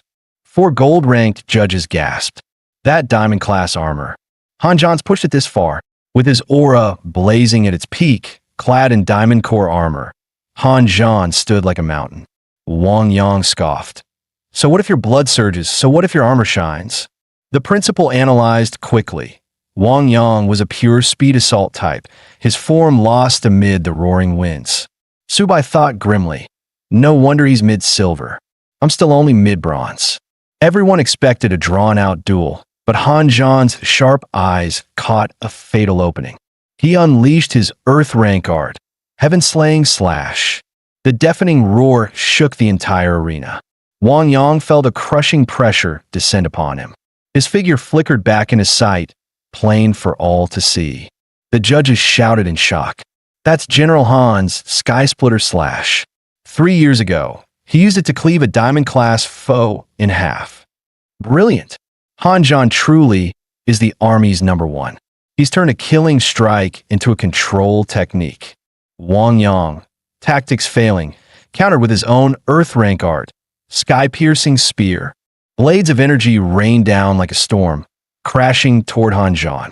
But Han Zhan's face never wavered. A head-on clash? Wang Yang, you've already lost. The next instant, their weapons collided in a thunderous explosion. Wang Yang's body, battered and broken, was blown back across the ring, defeated. Many in the crowd couldn't believe their eyes. That strike was way too brutal, and that was with the flat of the blade. If it had been the edge, Wang Yang would already be a corpse. This is supposed to be a tournament. Do they really need to fight like it's kill or be killed? Clearly, the audience struggled to accept the blood-soaked reality. As Wang Yang staggered to his feet and surrendered, Han Zhan claimed the first victory. For the Great Wall Guard Academy, combat was never a sport. It was always life and death. Next came Jiangzhou University's match against Moda University. Luo Yongqiang stepped forward as their opening fighter. The principal warned him softly, "If you can't hold on, concede. Don't force it." But Luo, proud as any prodigy, burned with defiance. His opponent, twin blade wielder Zheng Leixiao, saw the fire in Luo's eyes and chuckled. "Little brother, how would you like me to toy with you?" Luo Yongqiang didn't waste words. With a roar, he unleashed his overlord blade art, charging straight in. Zheng simply leaned back, evading with ease, and sneered, "Is that it?" In a blur, his twin blades lashed out, carving shallow wounds across Luo's body. "Let me write a few words on you." Luo staggered, his whole body burning with pain. But unflinching, he bellowed again and rushed forward. From the sidelines, Wang Qingqing cried out, tears in her eyes. "This isn't a fight, it's humiliation." She begged the principal to pull Luo out, but Subai held her back. He could see it. Yongqiang was defending not just himself, but the honor of Jiangzhou University. Zheng pressed his blades to Luo's throat, voice like ice. "Give up, or your end will be worse." But Luo clenched his teeth and refused to yield. In the next heartbeat, steel pierced his body. Zheng slashed again and again, leaving humiliating wounds as the crowd gasped in horror. Finally, Luo Yongqiang's head slammed against the ring floor. He collapsed unconscious. Across his bloodied shirt, two characters had been carved deep and cruel, trash. The entire Jiangzhou University team rose to their feet, eyes blazing with fury at Zheng Leixiao. One voice roared from the stands. "Have you no humanity? Torturing an opponent like that is beyond cruel." Su Bai's anger flared as he ordered his teammates to carry the unconscious Luo Yongqiang off the stage. Next, Bai Ningbing stepped up. He would never allow such arrogance to continue. Zheng Leixiao smirked dismissively. "Another one? Umph. Not even worth the effort anymore." Bai Ningbing roared, "I'll take your life." He ignited his berserk state, unleashing the Bai clan's twin arts, Phantom Step and Spirit Blade. A razor-sharp strike descended toward Zheng. He slipped aside with a sidestep and countered with a vicious slash. Bai Ningbing fought like a man possessed, every strike reckless, every blow carrying the weight of death. The ring itself became a living hell. The audience recoiled. Even from 100 meters away, it felt as if the air reeked of blood. As the duel raged, the danger only escalated. But Zheng was stronger, and soon he found his chance. His twin blades locked against Bai Ningbing's chest. "It's over. You're nothing but trash, a mere bronze rookie." Bai Ningbing ignored the blood pouring from his wounds, teeth clenched. Jiangzhou never surrenders. With a roar, he drove his blade straight into his own gut, piercing through his body and into Zheng's. Zheng's face went pale, fear and disbelief twisting his features. "You're insane." Bai Ningbing bled from the mouth, but smiled grimly. "This is how I fight. Not like you, who only prey on the weak." Summoning the last of his strength, he pulled the blade outward, inch by inch. Realizing he was about to be cleaved in half, Zheng panicked, screaming for his principal to save him. In an instant, a pair of iron-like hands seized Bai Ningbing's sword, halting it cold. The principal of Modi University had intervened. This match, he declared coldly, Modu forfeits. The host froze, incredulous. Forfeit? Like this? With a flick, the Shanghai principal knocked the blade free and dragged Zheng back. Jiangzhou's old principal stormed the ring, catching by Ningbing's collapsing body. He bellowed in fury. So this is your student body? They humiliate opponents, then cry for rescue when death stares them in the face. The Shanghai principal sneered. Old Jiang, don't think that making top 4 give you the right to bark at us. Enough talk. Let the students settle it in the ring. With that, he left with his bloodied fighter. The old principal trembled with rage. Subai, get up there. Don't hold back. Hit them as hard as you can. Subai clenched his fists, striding toward the ring with cold determination. This time, Modi University would pay in blood. Below, the principal held by Ningbing close, whispering comfort to the boy who had fought for honor. On the other side, Chao Zixuan was eager to step in and crush Jiang Zhou, but his principal waved him down. Save it for the finals. Subai stood tall in the center of the stage, his voice booming like thunder across the arena. If I defeat Modi University, they will apologize publicly. Do you dare accept my challenge? From the stands, Subai's fans erupted in chants. Crush Modi University. We believe in you. Some spectators whispered excitedly. If Shanghai Uni really had to apologize publicly, that would be explosive news. But Modi University had no such intention. Their fighter, Huang Sheng, stepped forward with a sneer. I'll show Jiangzhou just how massive the gap between us truly is. Apologies? That's the whining of the weak. The strong never bow to the weak. Subai only smirked, his arrogance eclipsing Huang's. He raised his voice to the host. Send out another one. I'll fight 2 of them at once. I don't have time to waste. The crowd went into an uproar. Is Subai insane? The Shanghai captain, Chao Zixuan, hasn't even entered yet. This is madness. Subai turned toward Shanghai's bench and flashed a blatant, mocking gesture of provocation. The Shanghai principal's face darkened. A backwater university dares provoke us? Chao Zixuan, go. Show them the pride of Shanghai cannot be trampled. In a blur, Chao Zixuan landed on the stage, his voice icy. Boy, I'll show you the meaning of humiliation. In his hands gleamed 2 blades, one exuding a killing chill like frozen steel, the other blazing with violent fire.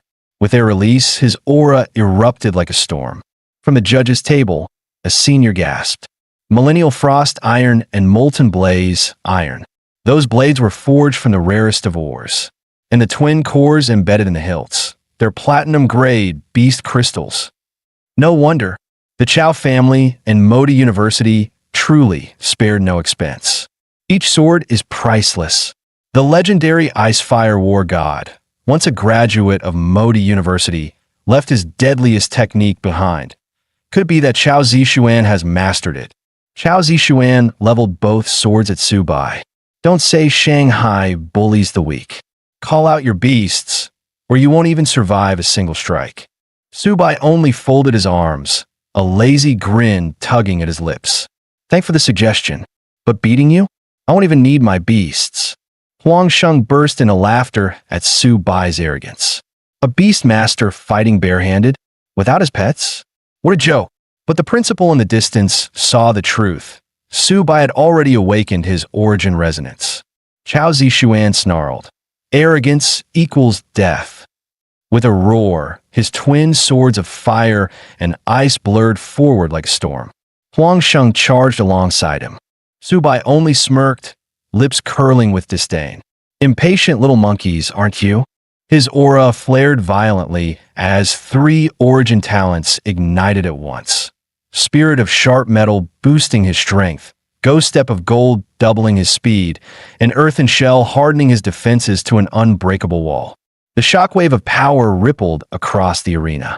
Subai's voice was cold steel. Modi University, time to settle accounts. In the very next heartbeat, Huang Sheng's eyes widened, too slow to react. Subai's fist, like a sledgehammer, crashed into his chest. With a thunderous crack, Huang was sent flying across the stage. Chao Zixuan froze, eyes narrowing sharply. From the stands, Hu Qingxu gasped. Unbelievable! Su Bai's speed has reached gold-tier levels. Not as terrifying as the ancient Master Luo Fan, but close enough to shake the arena. Su Bai turned his gaze on Chao Zixuan, eyes gleaming with mockery. Tell me, have you ever felt truly powerless? Chao's jaw tightened. You've earned the right for me to take you seriously, but nothing more. With that, his flaming sword ignited in a blaze. Profound skill, wildfire annihilation. Flames roared across the ring. The Su Bai chuckled coldly. Is that all? In an instant, his form blurred, ghost step of gold, and he appeared behind Chao in a blink. Huang Sheng scrambled back into the fight, rushing to flank Su Bai from the other side. Panic flashed in Chao's eyes. Watch out! But too late. Su Bai's elbow slammed into Huang's chest, followed by a storm of fists. For crushing blows in rapid succession, the last smashing across Huang's face, sending blood spraying as his body crumpled helplessly to the ground. With a final brutal kick, Huang Sheng's body crashed to the ground, his face swollen like a pig's head. Su Bai lifted his foot, voice icy. Those 7 blows were payback for the 7 cuts on Luo Yongqiang's body. Chao Zixuan's eyes blazed with fury. Coward! Fight me if you dare. Su Bai only smirked, calm and cruel. Don't panic. I haven't had my fun yet. And now, it's your turn. Chao roared, unleashing a storm of fire and ice sword energy that split the air. But Su Bai's figure blurred like a phantom, impossible to pin down. In the blink of an eye, he appeared behind Chao's back. This is all the pride of Modi University has to offer. His fist hammered forward, sending Chao hurtling skyward. Even as his foe tumbled, Su Bai sneered, Come on, prodigy! Fight back, or this is getting boring. Then, with a leap, Su Bai rose high above, clasped his fists together, and brought them crashing down like a mountain. Chao barely had time to cross his twin swords in defense. Boom! The arena floor shook violently. Su Bai stomped him into the ground, voice dripping venom. Humiliation? Sorry, beating down prodigies is my favorite hobby.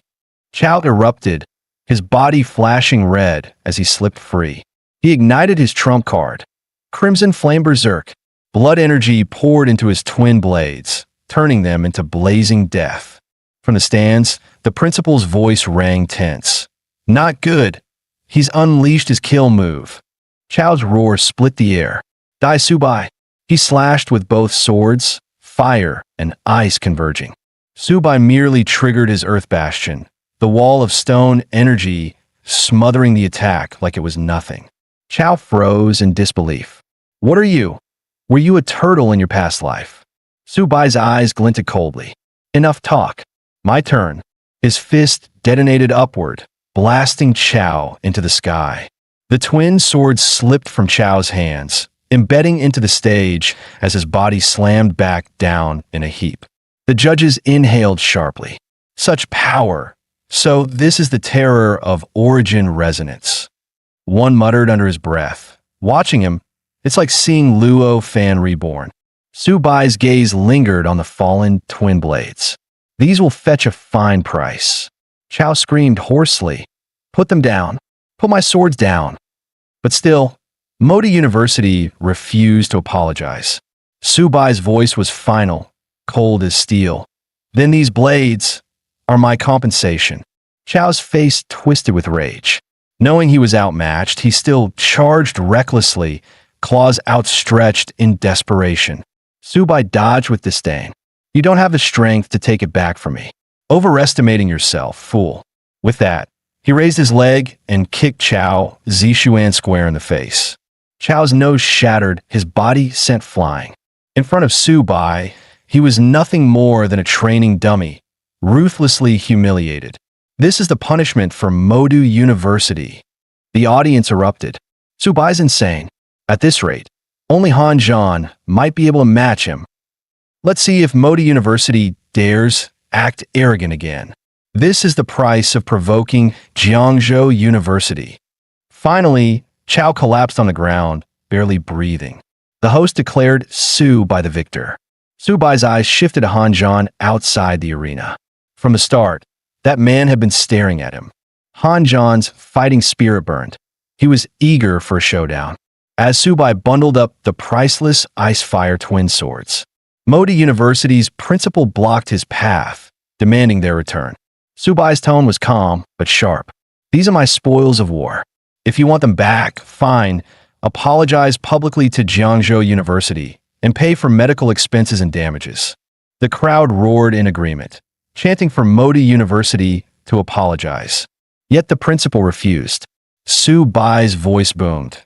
Isn't this what your Modi University preaches? The strong rule over the weak? I'm only treating you the way you treat others. Jiangzhou's principal and teammates jeered from below.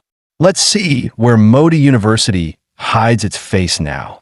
Suddenly, the Modi principal unleashed diamond-level blood energy, intent on striking Subai down. The old principal shouted urgently for Subai to retreat. The Great Wall Academy's principal frowned.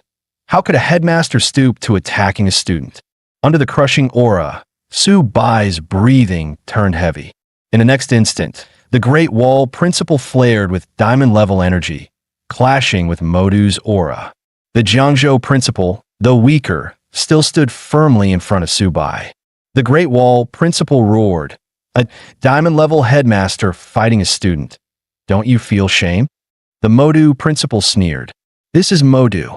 Great Wall, keep your nose out of our business. Jiangzhou's old principal shouted back. Harm a Jiangzhou student, and I'll fight you with my life. Suddenly, a mightier aura descended from the sky, crushing all three principals at once. They looked up in shock. It was Elder Zhao. Though white-haired, he looked no older than 18. He was Zhao Yi, the sixth-ranked Lord-class powerhouse. Zhao's voice thundered. I leave Modi University for a few years, and you turn it into this cesspool? Attacking a junior. What face do you have left as headmaster? The Modu principal dropped to his knees, trembling. Zhao turned to Subai. I watched the match. Subai, you did well. On behalf of Modi University, I apologize to Jiangzhou. Our creed at Modu is that only the strong can keep the nation safe. But true strength should be like Master Luofan's. Immense power used to shield a nation. In recent years, Modu has forgotten that responsibility. That is a grave mistake. This match, our defeat to Jiangzhou, is beyond dispute. The sword are yours, Subai. Even as the Modu principal fawned desperately, Zhao demoted him to mere instructor. With the stage under repair, the finals were delayed for 1 hour. Offstage, Subai finally let out a breath. He'd nearly been overwhelmed just now. The old principal's eyes gleamed with pride. Today, Jiangzhou rises again. But next, you face Great Wall Academy. Hanjan's strength runs deep. Subai took the chance to ask for a reward. This time, the old man wasn't stingy. He handed Subai 2 high-tier silver beast cores. Soon, the finals began. Tens of thousands of voices erupted in the fiercest cheers yet. Hanjan entered the stage, proposing a one-match decider. Subai agreed without hesitation. Checking Hanjan's system stats, Subai realized his opponent's power was truly formidable. Hanjan charged forward, spear in hand, momentum surging. Subai's aura exploded, fueled by 5 augmentation talents at once. Then witness my true strength. The two figures blurred, clashing in a storm of howls and sparks. Subai quickly realized Hanjan was still holding back. The judges exchanged solemn looks. His speed has risen even further. No weaknesses at all. Unless you overwhelm him by realms, you can't suppress him. Their verdict was unanimous. Subai couldn't possibly match Hanjan. Subai's fist shot forward at blistering speed, aimed straight at Hanjan's head. But to someone like Han, such a cheap trick was child's play. Hanjan's blade howled through the air, carrying a tearing sound as it slashed down at him. Subai smirked inwardly. As expected, a man forged on the 10,000 races battlefield. No weaknesses at all. But my next move, you won't dodge it. Prepare for something truly vicious. His punch lashed out at Hanjan's crotch. Crude? Maybe. Effective? Definitely. The stands erupted with laughter. I've seen everything now, this guy's insane. Girls blushed furiously, unable to look away. Han John twisted his body, clamping his legs in a bizarre motion to evade the strike, his voice furious. You dare use such a shameless move? Battlefield or arena, the rule's the same. Strike where hurts. Subai snarled, following with another brutal punch. Han John was sent flying a dozen meters, slamming hard into the ground. But all this time, he had only been probing. Now he would fight seriously. Raising his 1,000-pound blade, Han John channeled an ocean of blood energy into it. Earth-rank technique, endless blade howl. Thousands of razor-edged arcs of blade energy ripped through the storm towards Subai. Subai's eyes turned cruel. He crossed the twin ice-fire swords like a shield, stacking both Earth Bastion and Earth and Spirit Possession to the extreme. The judges gasped. That's General Han's legendary technique. 3 years ago, one swing of that blade turned thousands of beasts to dust beneath its storm. After blocking strike after strike, Subai was blasted backward, crashing across the arena. Han John stood tall, blade in hand, demanding Subai unleash everything he had. Jiangzhou's principal and Hu Qingxu looked grim. No one can withstand power like that. But this was just the beginning. Subai might lose in close combat, but he was a beastmaster. With a roar, he summoned Xiao Bai and Xiao Ba. Crush him for me. Two colossal beasts slammed onto the arena floor, shaking the ground. For the first time, Han John's face hardened at Subai's true strength. Han, your end is here. Subai charged alongside his beasts. Spotting a gap in Han John's lower defense, they struck. Xiao Bai's razor claws howled down like a storm, forcing Han to block. But Xiao Ba's massive tail followed instantly, blasting Han into the air. His diamond tier armor shattered halfway. Subai's voice rang cold. Don't force it.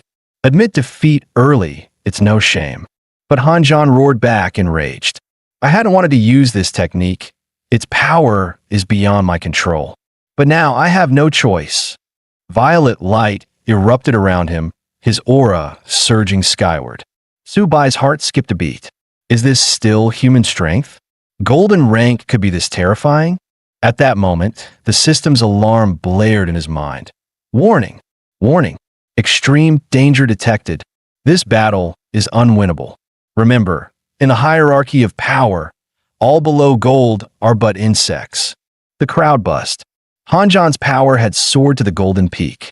Against him, Subai was only bronze. How could a bronze possibly withstand this? Whispered voices spread through the stands. Han John bellowed. You cannot withstand my final strike. A blade light ripped forth, as if cleaving through space itself. Subai's eyes sharpened. Time to reveal his trump card. Innate origin flow. Shift of position. In an instant, he swapped places with Xiao Ba. The beast took the full brunt of the blow. The arena shook violently as the explosion thundered out. Han John finally collapsed from exhaustion, and Subai wasted no time, commanding Xiao Bai to pin him down. The audience of elites was stunned. That's a technique only platinum ranks can even graze. Is he really just bronze? Spatial exchange is a heaven-tier technique, yet Subai altered it. His talent could rival the legendary Luo Fan himself. The four fighters from Moda University couldn't even raise their heads. Is this match going to tear our whole university apart? As the smoke cleared, Han John lay beneath Xiao Bai's crushing claws. Defeated, he admitted, you win. Subai, for a heartbeat, the entire arena fell silent. Then the host's voice boomed. The champion of this year's 100 Schools tournament, Subai of Jiangzhou University. The Jiangzhou principal fell to his knees in joy, while teammates roared in unison. Subai, champion. Subai, hero. The stadium of 300,000 erupted, their unified chant shaking the very foundations. Lin Yanran clasped her hands, tears glimmering in her eyes. Subai, you're the best. At home, his parents embraced and wept with joy, while his little sister danced wildly. My brother won. My brother is the champion. A flood of reporters swarmed the stage like a tidal wave. Mr. Subai, as the champion of this year's 100 Schools tournament, how do you feel right now? Do you have any word for your opponent, Han John? The principal quickly stepped in to shield him. Subai needs rest. Questions can wait. Supporting Subai down from the stage, the principal chuckled. After this battle, you're about to strike it rich. The military's resource rewards are all yours. Subai's eyes lit up. How much are we talking? The principal replied. No less than 600 million. Subai felt a surge of strength coursing through him, grinning wildly. I could fight 10 more Han Johns right now. That night, the Dragon Nation's military channel broadcast the news. The 100 Schools tournament has concluded. Among the shining talents, none stood brighter than this year's champion, Subai of Jiangzhou University. The military issued a decree. To honor Subai's fearless performance and victory, he is hereby awarded a first-class merit, the Great Wall Medal of Glory, and 60,000 military credits. Let every student learn from him, no matter how strong the foe, fight until the end. The new national rankings were unveiled. Jiangzhou University had seized the #1 spot, with 5 billion allocated annually by the military. Across the nation, Beastmasters and gifted students rushed to file transfer requests. Jiangzhou University was now destined to become the nation's premier cradle for Beastmasters. Among the people, a children's rhyme spread across the internet. Heaven's chosen child, wise and brave, heir to Luofan, the world's gaze. After an unknown stretch of sleep, Subai finally awoke. Manny appeared with breakfast, smiling softly. The principal said that once you're up, we'll head back to Jiangzhou University together. But Subai smirked mischievously. Not so fast. Before heading back, I want Xiaoba and Xiaobai to feast at Modi University first. Manny burst into laughter. Modi University really got wrecked this time. As Subai returned to Jiangzhou University, the entire faculty and student body, along with the school leadership, gathered at the gates to welcome him like a conquering hero. From that moment on, Jiangzhou University had ascended into the ranks of the top academies. When one rises to the heavens, all ascend with him, and Jiangzhou was the very embodiment of that saying. The announcer's voice rang out. Now, let's invite the most outstanding performer of this year's tournament, Subai, to deliver his champion speech. Subai stepped forward, his voice firm and resolute. No legend is beyond breaking. No matter how strong the enemy, as long as we never yield, we will triumph. With the government's increased funding secured, the principal turned to him. Do you have any suggestions for the school's future development? Subai answered seriously. Our weakest point right now is cultivation resources. We should hire alchemists to craft potions for us. If we all work together, we'll make Jiangzhou University thrive. Half an hour later, inside the principal's office, the old man personally handed him a box. When you earned your first Great Wall Medal of Honor, I knew you were destined for greatness. Subai smirked. Speaking of destiny, how about paying me the 500 million you still owe? I just made the school 5 billion. The principal's face darkened. Stop being greedy. You'll get 100 million, plus 10,000 military credits. Redeem them at the logistics office. Subai exploded. Only 100 million? Are you kidding me? This is betrayal. Using me and then tossing me aside. Before he could finish, the old principal grabbed him by the collar like a stray chick and tossed him out, slamming and locking the door behind him. Subai clenched his fists, fuming. Fine, old man, you win this round. Revenge can wait 10 years. For now, 100 million is enough to power up Xiaobai. Back at the dorm, he immediately fed 70 silver-ranked beast cores to his 2 gluttonous companions. Outside the dorm, dozens of girls were being held back by the dorm supervisor. They were all vying to become Subai's girlfriend. Meanwhile, Subai lounged casually on his bed, grinning. Xiaobai, Xiaoba, you both did amazing this time. Keep it up in the future. Suddenly, a radiant golden light burst forth inside the room. Could it be an upgrade? Xiaoba successfully advanced from bronze to silver. With his Xuanwu bloodline activated to 40%, His base stats were already pressing close to gold level. Subai leapt off the bed in excitement, grinning. Worth every coin. Keep eating, Xiaobai. Immediately after, Xiaobai also advanced, reaching high-tier bronze, his white tiger bloodline awakening to 30%, and his strength skyrocketed. Han Zhan had trained bitterly for 20 years to barely reach early silver. But with these two beasts, Su Bai's rank had surged straight into silver. This was the pure joy of a true cheat. Suddenly, Han Jiagong burst into the dorm, eyes shining with worship. Brother Su, you my god. He clung to Su Bai's leg in excitement, announcing that he had awakened as well, a glorious Beastmaster ability, just like Su Bai. Then, right in front of him, Han Jiagong pulled out a turtle. Su Bai froze. Wait, you're raising a turtle too? Han Jiagong beamed. When my grandfather heard I awakened, he wanted to spend a fortune catching a bronze-level beast for me. I was panicking. What future is there in raising just a bronze beast? If you raise beasts, you raise turtles. A beastmaster who doesn't raise a turtle isn't a real beastmaster. Right, Brother Su? Subai nearly collapsed. Somehow, raising turtles had turned into a badge of honor. Yet within Xiao Ba flowed the bloodline of the mighty Xuanwu itself. Then the system's voice rang in his mind. Congratulations, host. You have awakened the new talent /Dominion. By using sacred beast essence, you may awaken latent beastmasters who worship you to the extreme and grant their chosen pets the bloodline of a sacred beast, making them descendants of divinity. /name, Han Jiagong, awakened as a beastmaster through Xuanwu essence. His beast can inherit up to 10% Xuanwu bloodline. Host holds dominion over his life and strength. Subai gasped. Xiao Ba and Xiao Bai were about to have disciples of their own? Did this mean he was about to become a Grandmaster Patriarch? Brimming with excitement, he clapped Han Jiagong's shoulder. That's right. A Beastmaster who doesn't raise turtles isn't a real Beastmaster. Meanwhile, at Jiangzhou University's reception hall, a flood of transfer students lined up for strength evaluation. The mentor gave a weary smile. Since you've chosen Jiangzhou, our doors are wide open. Now release your beasts. A man in a white tank top pulled out a massive turtle from his backpack. Come out, my battle pet. Earth Mystic Turtle. To everyone's shock, over a dozen Beastmasters all pulled out turtles.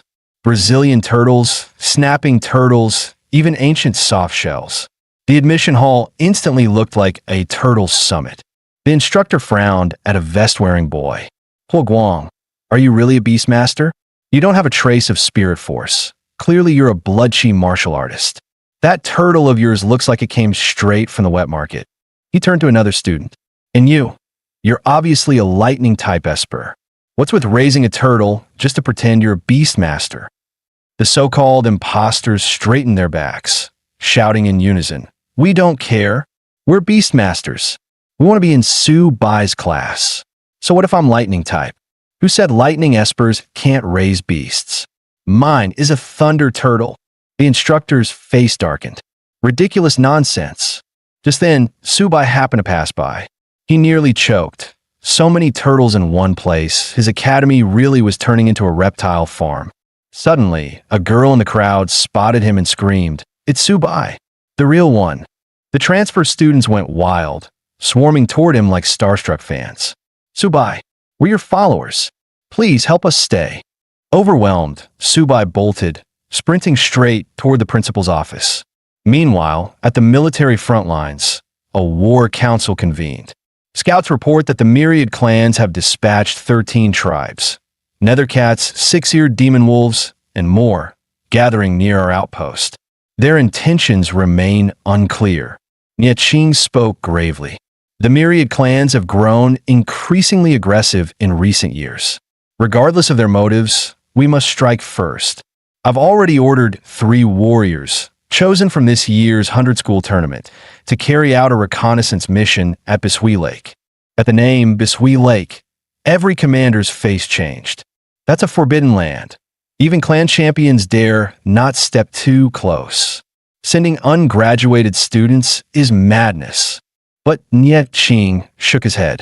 Human warriors must face the front eventually. I believe they can accomplish it. As long as I hold the line, even the king realm of the myriad clans won't move recklessly. This mission is critical. Carried out. Back on campus, Subai burst into the principal's office, panting. Principal, we're about to turn into a turtle breeding institute. The principal, however, gestured to several guests. You came just in time. This is Chao Man, patriarch of the Chao family.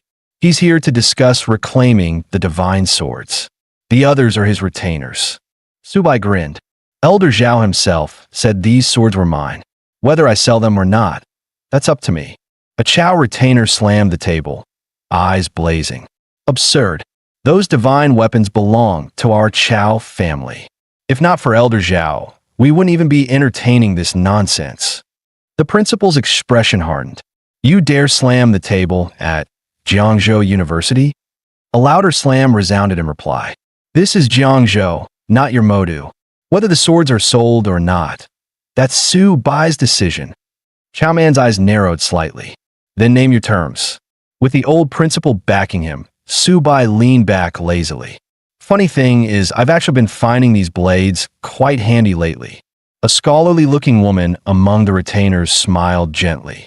Young friend, soon we'll all be fighting on the myriad clan's battlefield. Strength is the only currency that matters. Instead of holding onto 2 lumps of iron, wouldn't it be better to trade them for resources you truly need? Seeing Chao's side finally speak in trade terms, Subai smirked. 2 swords, 10 billion. Outrage erupted. That's insane. We could forge 2 new divine blades for less than that. Subai's sneer cut through their protests. In my hands, they're just tools. In Chao Zishuan's hands, they're life itself. Is his life worth less than 10 billion? And how long would it take you to forge replacements? His words hit home. The retainer seethed. Shameless profiteer. Chao Man, cornered, finally conceded. 10 billion then? Deal. You'll deliver the swords once the funds transfer. Subai rubbed his hands together gleefully. That's why you're the patriarch. Straightforward and generous. Money for swords, fair trade. Once the Chao family left, Subai turned to the principal.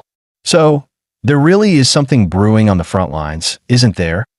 Just as Subai suspected, the principal's expression turned grave. The military's order has arrived. All conscripted students and mentors must reach the front lines within 3 days. This time, I'll be going as well. Special missions were also assigned to Subai and Hu Qingshu. This campaign would mark humanity's first counteroffensive against the myriad clans in 100 years. On the battlefield, all were soldiers. Courage in the face of death was the only creed. At Imperial Capital University, their diamond-ranked principal held aloft a Great Wall conscription decree and thundered. Our academy is the gathering place of Dragon Nation's proudest geniuses. If the human race must fight, Imperial leads the charge. The students placed their right hands over their hearts and roared in unison. For the Yanhuang race. For humanity's eternal glory. Over at Modi University, the new principal's battle spirit blazed just as fiercely. Each time war calls, Modi University shall march first into the fray, to give one's life for the nation, who needs to return alive past the Jade Gate. The students howled in response. May our names be etched on the monument of heroes. May our race never know defeat.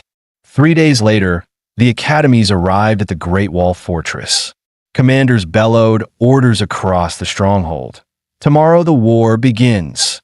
Triple check the magic crystal cannons. Ensure the cores are charged. Not a single mistake is allowed. Scout the enemy's movements at all times. No enemy scout may approach within 50 miles of the wall. Kill on sight. Subai hurried to his principal's side. Look, other academies all have armored protection, but Jiangzhou's still in school uniforms. On the battlefield, that's suicide. The principal shook his head. In peacetime, we could trade money for resources. But now it's wartime. Everything must be earned with military merit. If you want armor, you'll need to kill for it. Sadly, Jiangzhou's tally is too thin. Suddenly, alarms wailed across the wall. Enemy forces incoming. All units to positions. Great Wall Guard Army, prepare to sortie. A commander shouted to the assembled academies. Students, your orders are to support the defense atop the wall. No one leaves without military command. The principals echoed the order, roaring, "The enemy is here. Everyone to the battlements. Hold the wall. This is our duty." As they climbed the fortress wall, the students froze at the sight. The beast tide stretched endlessly, tens of thousands of savage monsters surging like a living meat grinder, endless and unstoppable. The principal steadied them. The army carries the main fight. You need only support and adapt yourselves to real war. Subai instinctively prepared to unleash his beasts. But the principal snapped. On the battlefield, recklessness means death. Still, Subai's eyes burned as he gazed at the endless horde. When the beasts closed within 30 kilometers, over 1,000 crystal cannons roared to life. Their shells tore through the suffocating miasma above the horde and detonated within the tide, each blast vaporizing everything in a radius of dozens of meters. On the wall, commanders shouted furiously, "Recharge the cores! Ready the next volley!" With the beast tide pressing ever closer, the academy's students gritted their teeth and readied themselves for the clash. At that moment, 10 platinum-ranked guardians of the wall descended from the skies, plunging straight into the beast tide. Each strike shattered monsters like waves dashed against stone, exploding them into gore and smoke. Then came 1,000 gold-ranked elites, leading hundreds of thousands of soldiers in a thunderous charge.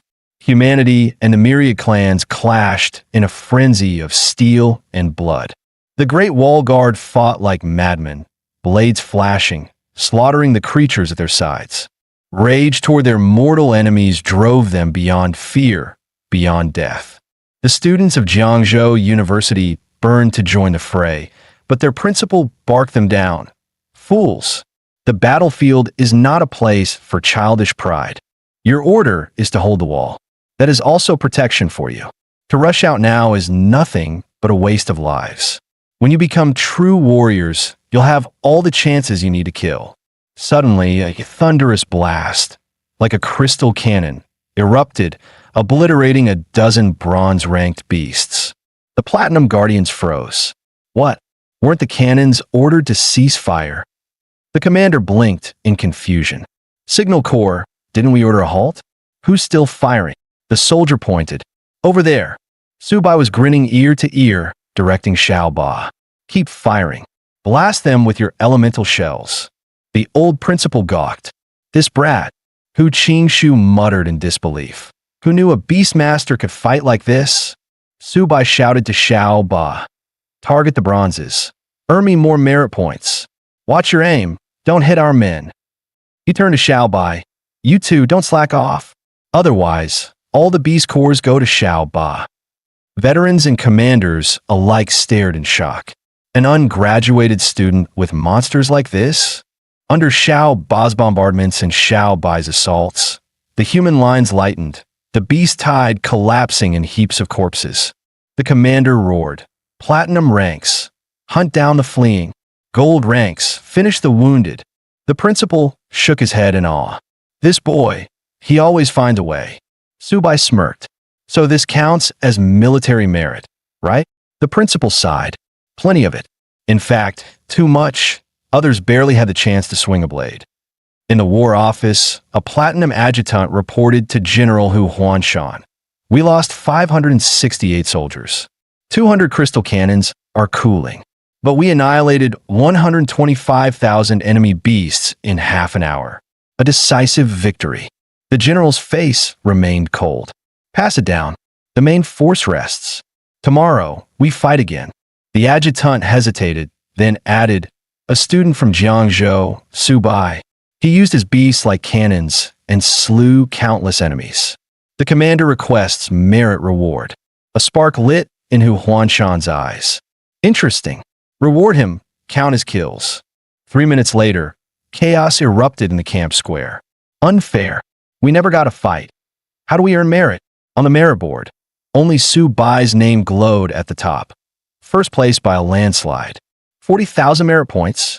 That's 4 billion in value. Even gold ranks barely reach that. Chao Zishuan's fists shook with fury. Why is it always you? I swear, I'll surpass you. Su Bai clapped him on the shoulder. Credit your father's deep pockets. Without him, I wouldn't have so much merit to my name.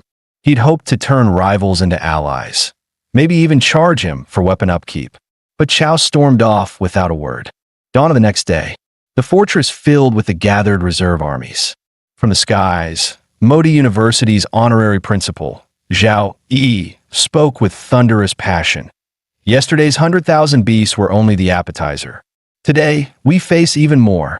Raise your blades, defend the rivers and mountains of mankind. Soldiers roared, eyes ablaze with fervor. Led by Zhao Yi, an army of 1,000,000 surged forward, banners billowing, toward the myriad clan horde.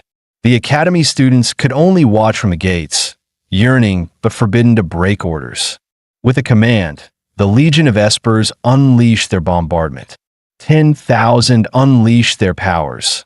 Thunderbolts as thick as pillars crashed down, shredding the beasts in a bloody pulp. Elemental fury reigned like a storm. In less than a minute, tens of thousands of beasts were ripped apart. The battlefield became hell itself. At the forefront, an elite phalanx of drill bears charged, one of the myriad clan's deadliest ace troops. Heavy armored corps, hold the line, the commander roared. Stop their first charge at all costs. The drill bears slammed into them, blood spraying high as the clash shook the wall. Heavy armored corps, stand firm, crush these beasts. Seeing the line hold, the drill bear leader snarled, how dare humans block us? Break them. Su Bai's eyes widened in shock. The leader had taken human form. Even the principal was shaken. So, platinum rank clansmen can already shape-shift. At diamond rank, they'll be indistinguishable from us. Even if you lived with it every day, without a flaw exposed, you'd never notice anything strange. As the battlefield turned more intense, a logistics soldier finally gave orders. All reserve squads will assist the main force in rescuing the wounded and clearing the battlefield. Wuda members will be split into smaller teams for separate missions. First squad, Su Bai Hanzhan, Huqing Shu. Task, either assist with battlefield cleanup or head into the Misty Mountains to regroup with the army. Final decision rests with Captain Su Bai. Second squad, Wang Yang, Chao Zishuan, Guanjing, Zheng Wei Xiao. Captain Wang Yang. Task, into the Misty Mountains and support the army in scouting the terrain. Finally, Squad 52, Bai Ningbing, Wang Qingqing, Luo Yonghao, Lei Yunxiao, Zhang Mani. Captain Bai Ningbing. Task, assist the Great Wall Reserve Guards in battlefield cleanup. When the assignments were read out, everyone froze. Teams weren't grouped by school. Almost everyone was scattered apart. Han Zhan, clad in his dazzling purple battle armor, strode up to Su Bai. Su Bai, I'll be waiting for our rematch when this is over. Then he smirked. But fighting can wait. Since the three of us are in one squad, I already know which mission to take. After bidding farewell to the principal, they set off immediately. Not far outside the city, the sight before them was gruesome. Corpses littered the ground. Han Zhan's voice was calm. To fall on the battlefield, that is the highest honor of a warrior. Su Bai paused before Zhang Deshing's body, closing his eyes in a solemn salute. Rest well, senior. We'll walk the path you left behind. Hu Qingshu asked with concern if Su Bai was all right. Han Zhan added in his own way, this is the destiny of soldiers. Nearby, Little 8 and Little White gnawed on beast cores. Han Zhan shot them a wary glance, worried it might break military rules. Su Bai quickly explained, they're helping lighten the cleanup. Besides, my beasts need to level up. Soon, the main cleanup force arrived. Su Bai hurriedly ordered his beasts to stop. Save it until the mission's done. You'll feast later. The trio then marched straight into the Misty Mountains. Wang Yang and his squad watched them go, stunned. They're not waiting for the other teams? Charging in with just 3 people. Do they have a death wish? After a moment's thought, Wang Yang decided to follow. Our task is to scout the Misty Mountains anyway. Going in early just means more military merit. By then, Su Bai's squad had already gone deep into the misty terrain. Hu Qingxu scanned the area and calmly assessed. Visibility here is low, the terrain complex. If the army marches in, they'll be easy prey. Only small squads can operate effectively here. Han Zhan's sharp eyes suddenly lit up. He had spotted something. The blood mushroom was a grade 1 spirit herb, a key ingredient for blood chi powder. Judging by its age, over 10 years, it could fetch hundreds of thousands in the market. Before the words even faded, Su Bai released Little 8 and Little White to help search. So many treasures of heaven and earth. We can't let them go to waste. Suddenly, Han Zhan sensed a surge of energy. Beasts are coming our way. A golden-ranked two-headed lizard lunged forward, followed by 3 silver-ranked wolf demons. Su Bai blocked Han Zhan. A mere golden beast, leave it to me alone.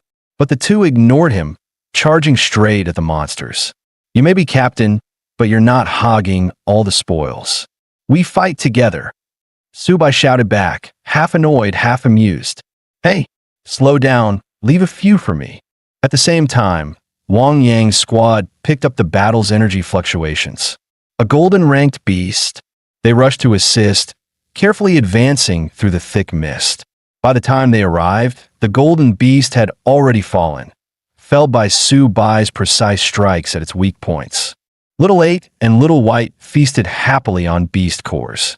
When Wang Yang's squad arrived, they froze at the carnage. These 3, are they even human? Wang Yang gave Han Zhan a thumbs up. Truly worthy of the Great Wall's strongest prodigy. Han Zhan frowned, thinking it's sarcasm, and quickly clarified. Most of these beasts were slain by Su Bai and his pets. Hu Qingxu and I barely touched them. Chao Zishuan's face stiffened instantly. Su Bai grinned.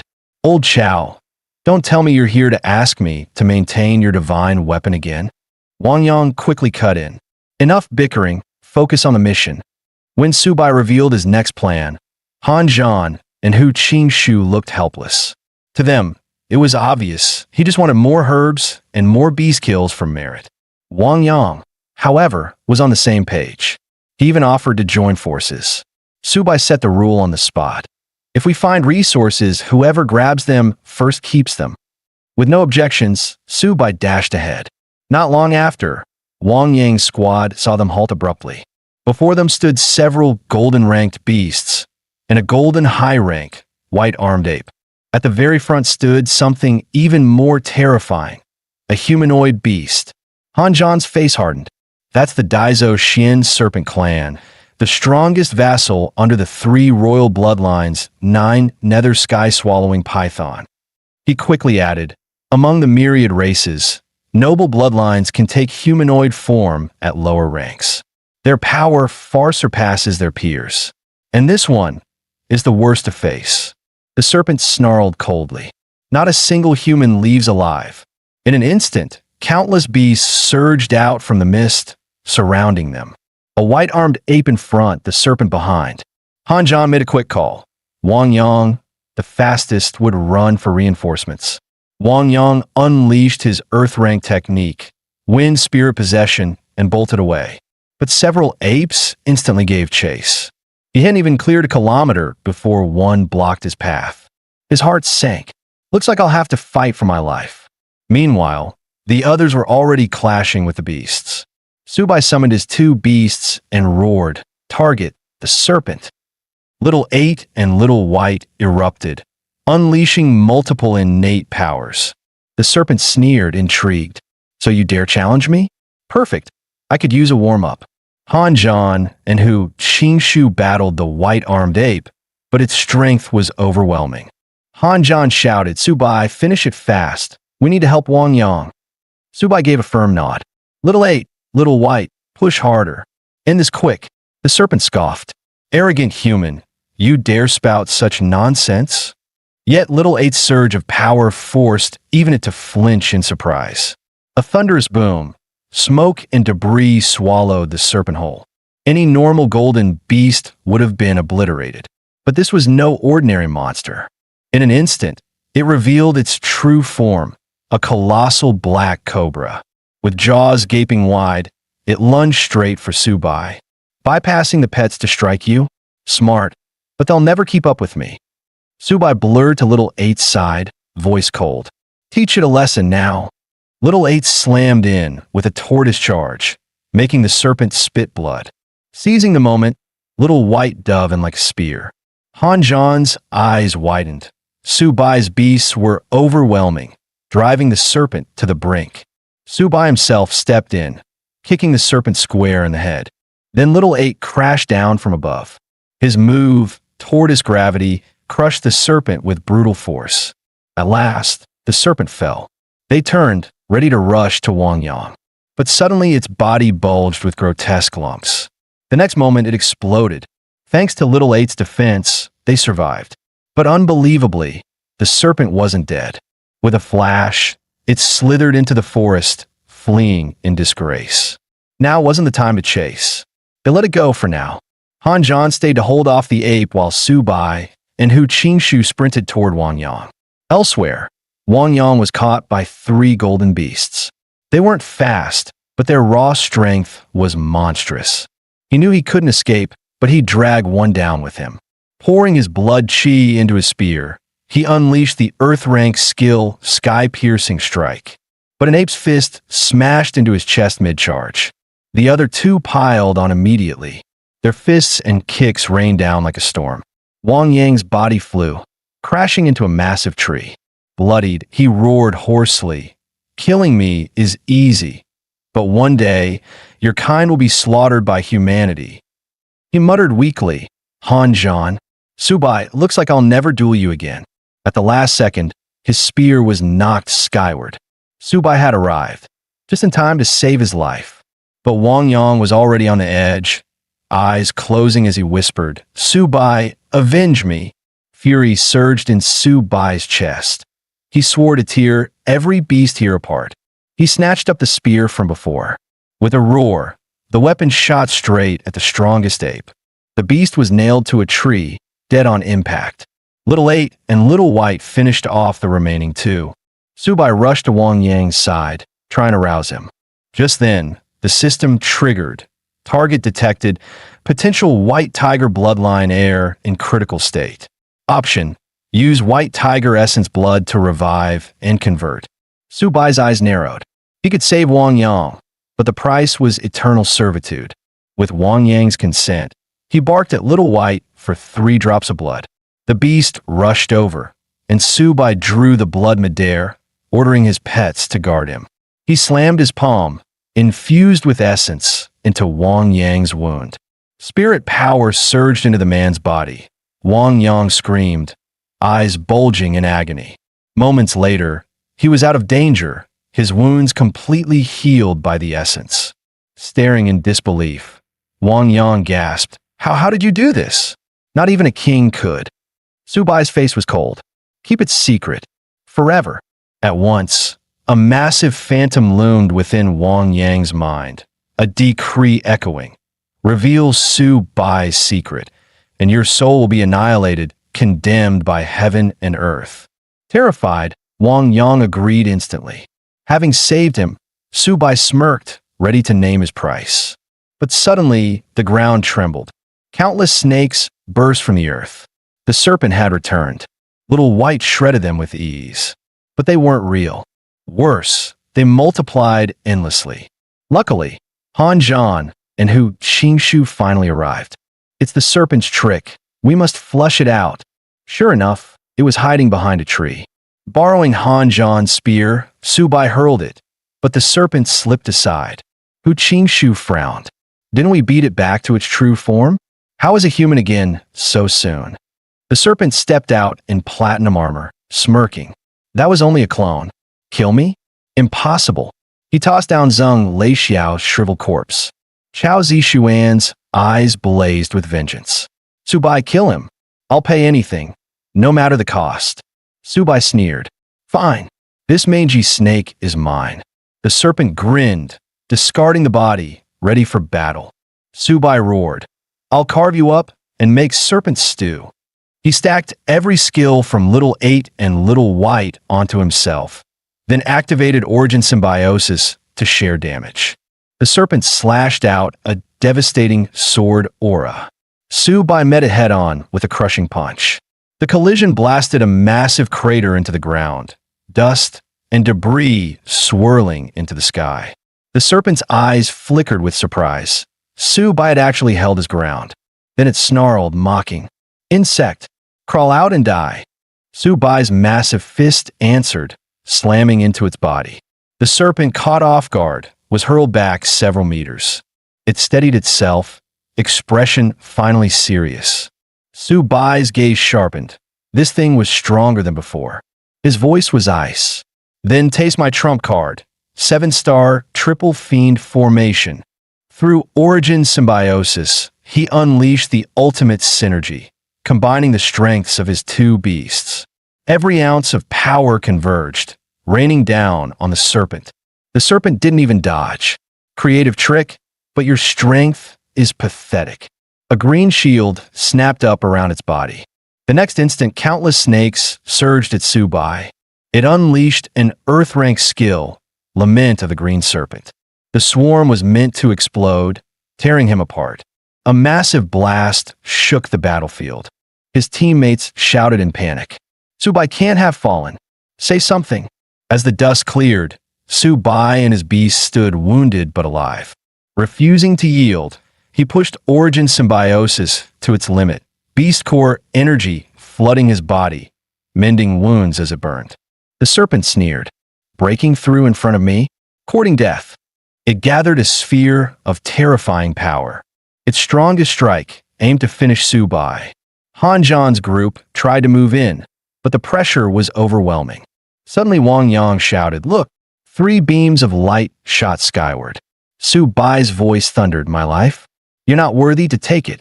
White tiger as blade, black tortoise as shield, slaughter without mercy. The sacred beast armament had returned. Su-bai now stood like the master of heaven and earth, aura supreme and domineering. The others, stunned beyond words, recited the ancient incantation. Heaven and earth converge, the soul eternal. Divine weapons unite, sacred beast armament. Roots of nature, origin symbiosis. This was Lord Luo Fan's legendary feat, racing across 10,000 miles, slaying 2 king-rank titans before all witnesses. Sacred beast armament. The serpent's eyes widened in horror. Sacred beast armament? That ancient technique?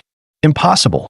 The system chimed. Congratulations, sacred beast armament awakened. All attributes surged. Sacred beast bloodline temporarily at 80%. Innate powers tripled, but Su-bai knew he had only 3 minutes to end this. Gazing down coldly, he growled, "Ready to die?" The serpent thrashed, desperate to resist. Su-bai flashed forward and slashed. The beast never expected such a swift end. Its final roar echoed. "Lord Nine Nether, avenge me!" At the fortress, Commander Nye-ching smiled faintly. The boy grows fast, but his eyes turn sharp. The King of Nine, Nether himself, dares strike at a youth? Do you think me dead? His blade left its sheath. One slash split the sky. A wave of annihilating sword energy tore across the horizon. It clashed and shattered the 9 Nether King's assault. The king snarled, "Nye-ching, don't get arrogant. Your end is near. When you fall, humanity will be wiped out." Nye-ching laughed. "I'll be waiting." As the clash ended, Su-bai released the sacred beast armament. Little 8 and Little White collapsed, utterly drained. The squad rushed to him. Hu Qingshu grinned. "Not bad. So many high-ranked beasts down in one battle." Han Zhan sighed. "If not for Su-bai's sacred beast armament, we'd all be dead." Su-bai warned. "The stench of blood will draw more beasts. We can't stay." But suddenly, a terrifying figure appeared above them. A cyan torrent swept out, uprooting trees across miles. A Lord-rank enemy had arrived. Worse, this being struck at them directly, just as doom seemed certain. Another Lord rank, Hu Huanshan, appeared, blocking the blow. His cold gaze lifted. "Long AO, for a lord to strike at children. Have you no shame?" Long Ao sneered. Your presence changes nothing. Today, I will take the one who awakened the sacred beast armament. The myriad races will never allow another Luo fan to rise. Hu Huanshan glared back from midair. Over my dead body. We'll see if you can protect him. Long Ao raised his hand, unleashing the domain of 10,000 serpents. Instantly, the ground writhed with endless snakes, each at least golden ranked, with platinum-grade titanic pythons mixed in. Hu Huanshan glanced back at us. Seeing we could still hold on, he turned his full focus back to Long Ao. The enemy conjured a colossal sword, 100 meters long, and swung it down. Hu Huanshan only chuckled. A good chance to stretch my bones. Moonlit Wudong. A towering Wudong tree rose sky high, shielding the strike in a storm of leaves. Han Zhang gasped. That's Hu Huanshan's Wudong technique. Long Ao's face twisted in shock. You've grasped the power of law.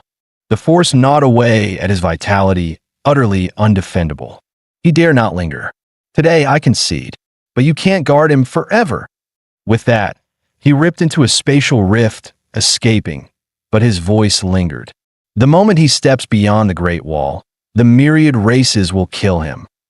Hu Huanshan exhaled, dismissing the towering tree and its endless leaves. Han Zhang's eyes shone with awe. So this is a clash of true powerhouses? Every move shakes heaven and earth. Su Bai's gaze burned. When will I wield such strength? Hu Huanshan spoke gravely. Remember, no matter how strong, there will always be foes you can't defeat. The only one you must surpass is yourself. He then activated a teleportation array, whisking us back to the garrison base. At the gate, a man in mink robes appeared. Su Bai, well done. Congratulations on awakening the sacred beast armament. He nodded to Hu Huanshan. Take him to the council chamber. Then vanished without a trace. Su Bai asked in confusion, who was that? Hu Huanshan's answer stunned him. That was humanity's hero, the king-rank sovereign, Lord Nieqing. Su Bai learned that Nieqing lived in Luo Fan's era.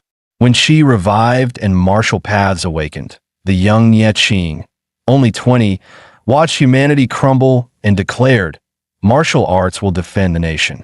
He was mocked for it. Only Luo Fan believed him. The two became sworn brothers, vowing to dedicate their lives to humanity's survival. As they walked, soldiers cried out excitedly, look, Luo Fan's successor, the bearer of sacred beast armament, Su Bai. At last, a ray of hope. Let our generation suffer. If Su Bai rises, the next will thrive. Hu Huanshan reassured him. Don't carry the world's burden yet. For now, your only task is to grow stronger. Soon they arrived at the Grand Council chamber, filled with leaders. Even Lin Yanran's father, Lin Jinnan, sat among them, revealed to be a diamond-rank powerhouse. Nieqing wasted no time. The myriad races mobilized to kill Su Bai, even dispatching a lord-rank assassin. What are your thoughts? Voices rose at once. With Luo Fan's art revived, Su Bai's rise will bring humanity glory. He must be protected at all costs. Provide him with the best mentors, resources enough to reach Lord or even King rank. His life is worth more than all of ours combined. He cannot fall prey to the enemy. Su Bai smiled inwardly. These old men, they're actually good people. But Lin Jinnan's voice cut through. No, Su Bai must keep fighting on the battlefield. True strength is forged in life and death combat. No greenhouse can produce the invincible. Lin Jinnan's words sparked instant backlash. The myriad races already tremble at the sacred beast armament. If Su Bai keeps fighting and falls, who takes responsibility? You. Yet to everyone's shock, Hu Huanshan spoke up in support. An eagle does not break its wings in a storm. A wolf does not cower before the night. Luo Fan treated the battlefield as his home, surviving death more than 10 times.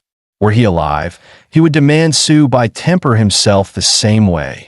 Su Bai groaned inwardly. If I had unlimited resources, who the hell would want to risk their neck on the battlefield? In the end, Nieqing decreed, 3 lords, 38 diamonds, and 1,000,000 soldiers would reinforce the misty mountains. Subai smiled to himself. So many to protect me?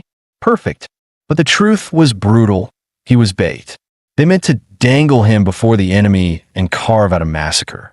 For a moment, he thought he'd misheard. Meanwhile, in the Nine Nether King's palace, the king sat upon his throne, eyes cold as he swept across his court. The sacred beast armament has returned. You all remember Luo Fan's terror. We cannot allow a second Luo Fan. At any cost, Subai must die.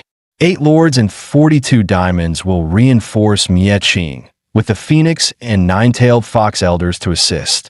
Yet the Phoenix elder frowned and flatly refused. In this battle, my clan will not send a single soldier. Even the carefree Fox elder chimed in lazily. Nor will mine. The Nine-tailed Foxes abstain. Their defiance ignited the 9 Nether King's fury. You dare defy me? The 3 royal clans came to this war together. How dare you withdraw now? But neither Phoenix nor Fox flinched. What? Will you strike us down?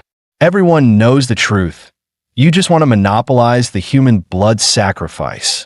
We came for the resources of the Forbidden Lands. We won't play along with your madness. With that, both clans turned and left. The Fox Elder added coldly, slaughter isn't our business. The 9 Nether King's eyes blazed with murderous rage, yet he dared not act against them. He could only snarl through gritted teeth. Even without you two, my clan alone will finish the extermination. On the way back, the Phoenix Elder asked about the Saintess. The Elder replied, she's unruly. Our clan has expanded the search. The Phoenix Elder's eyes hardened. Find her before the war begins, at any cost. After the council, Nieching brought Subai to his office and produced a piece of sky jade. Wear it. It hides you from everyone but me, even the 9 Nether King. Subai thanked him, but added, hiding alone won't cut it.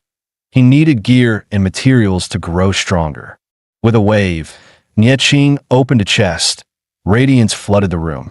Inside were treasures, diamond-grade armor, 10,000-year dragon grass, and a frost heart Lord core. Nieching cautioned, they'll be yours, but step by step.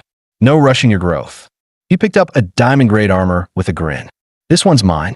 If I drop dead, you'll regret not letting me keep it. But in the next second, all the treasures vanished into thin air. Seriously? Not even one left. That's stingy as hell. Disappointed, he walked on, only to run into Yenron's father.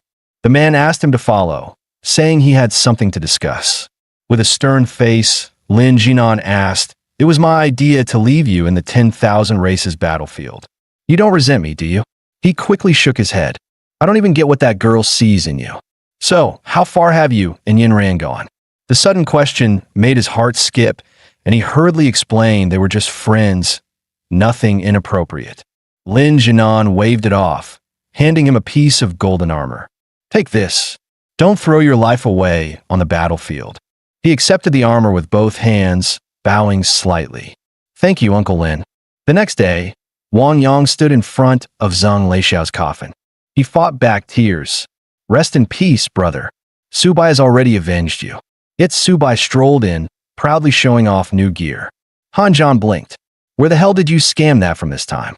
Soon, Nieching's voice echoed across the camp. The enemy army marches against us. 1,000,000 strong. They may outnumber us, but humanity will prevail. According to Han Zhan, Lord Nieching could even fight the 9 Nether King one-on-one, so the enemy would definitely send multiple lords to pin him down. Their task was simpler: obey orders and follow the army into the Misty Mountains for reconnaissance. Before long, Diamond rank experts had already clashed. The battlefield shook with chaotic energy, enemies swarming everywhere. And as expected, another pack of beasts rushed over. Turtleback wolves and giant horned deer. Just small fry. The soldiers grinned and pulled out their weapons, eager to spill blood. Subai released Xiaoba and Xiaobai from his backpack.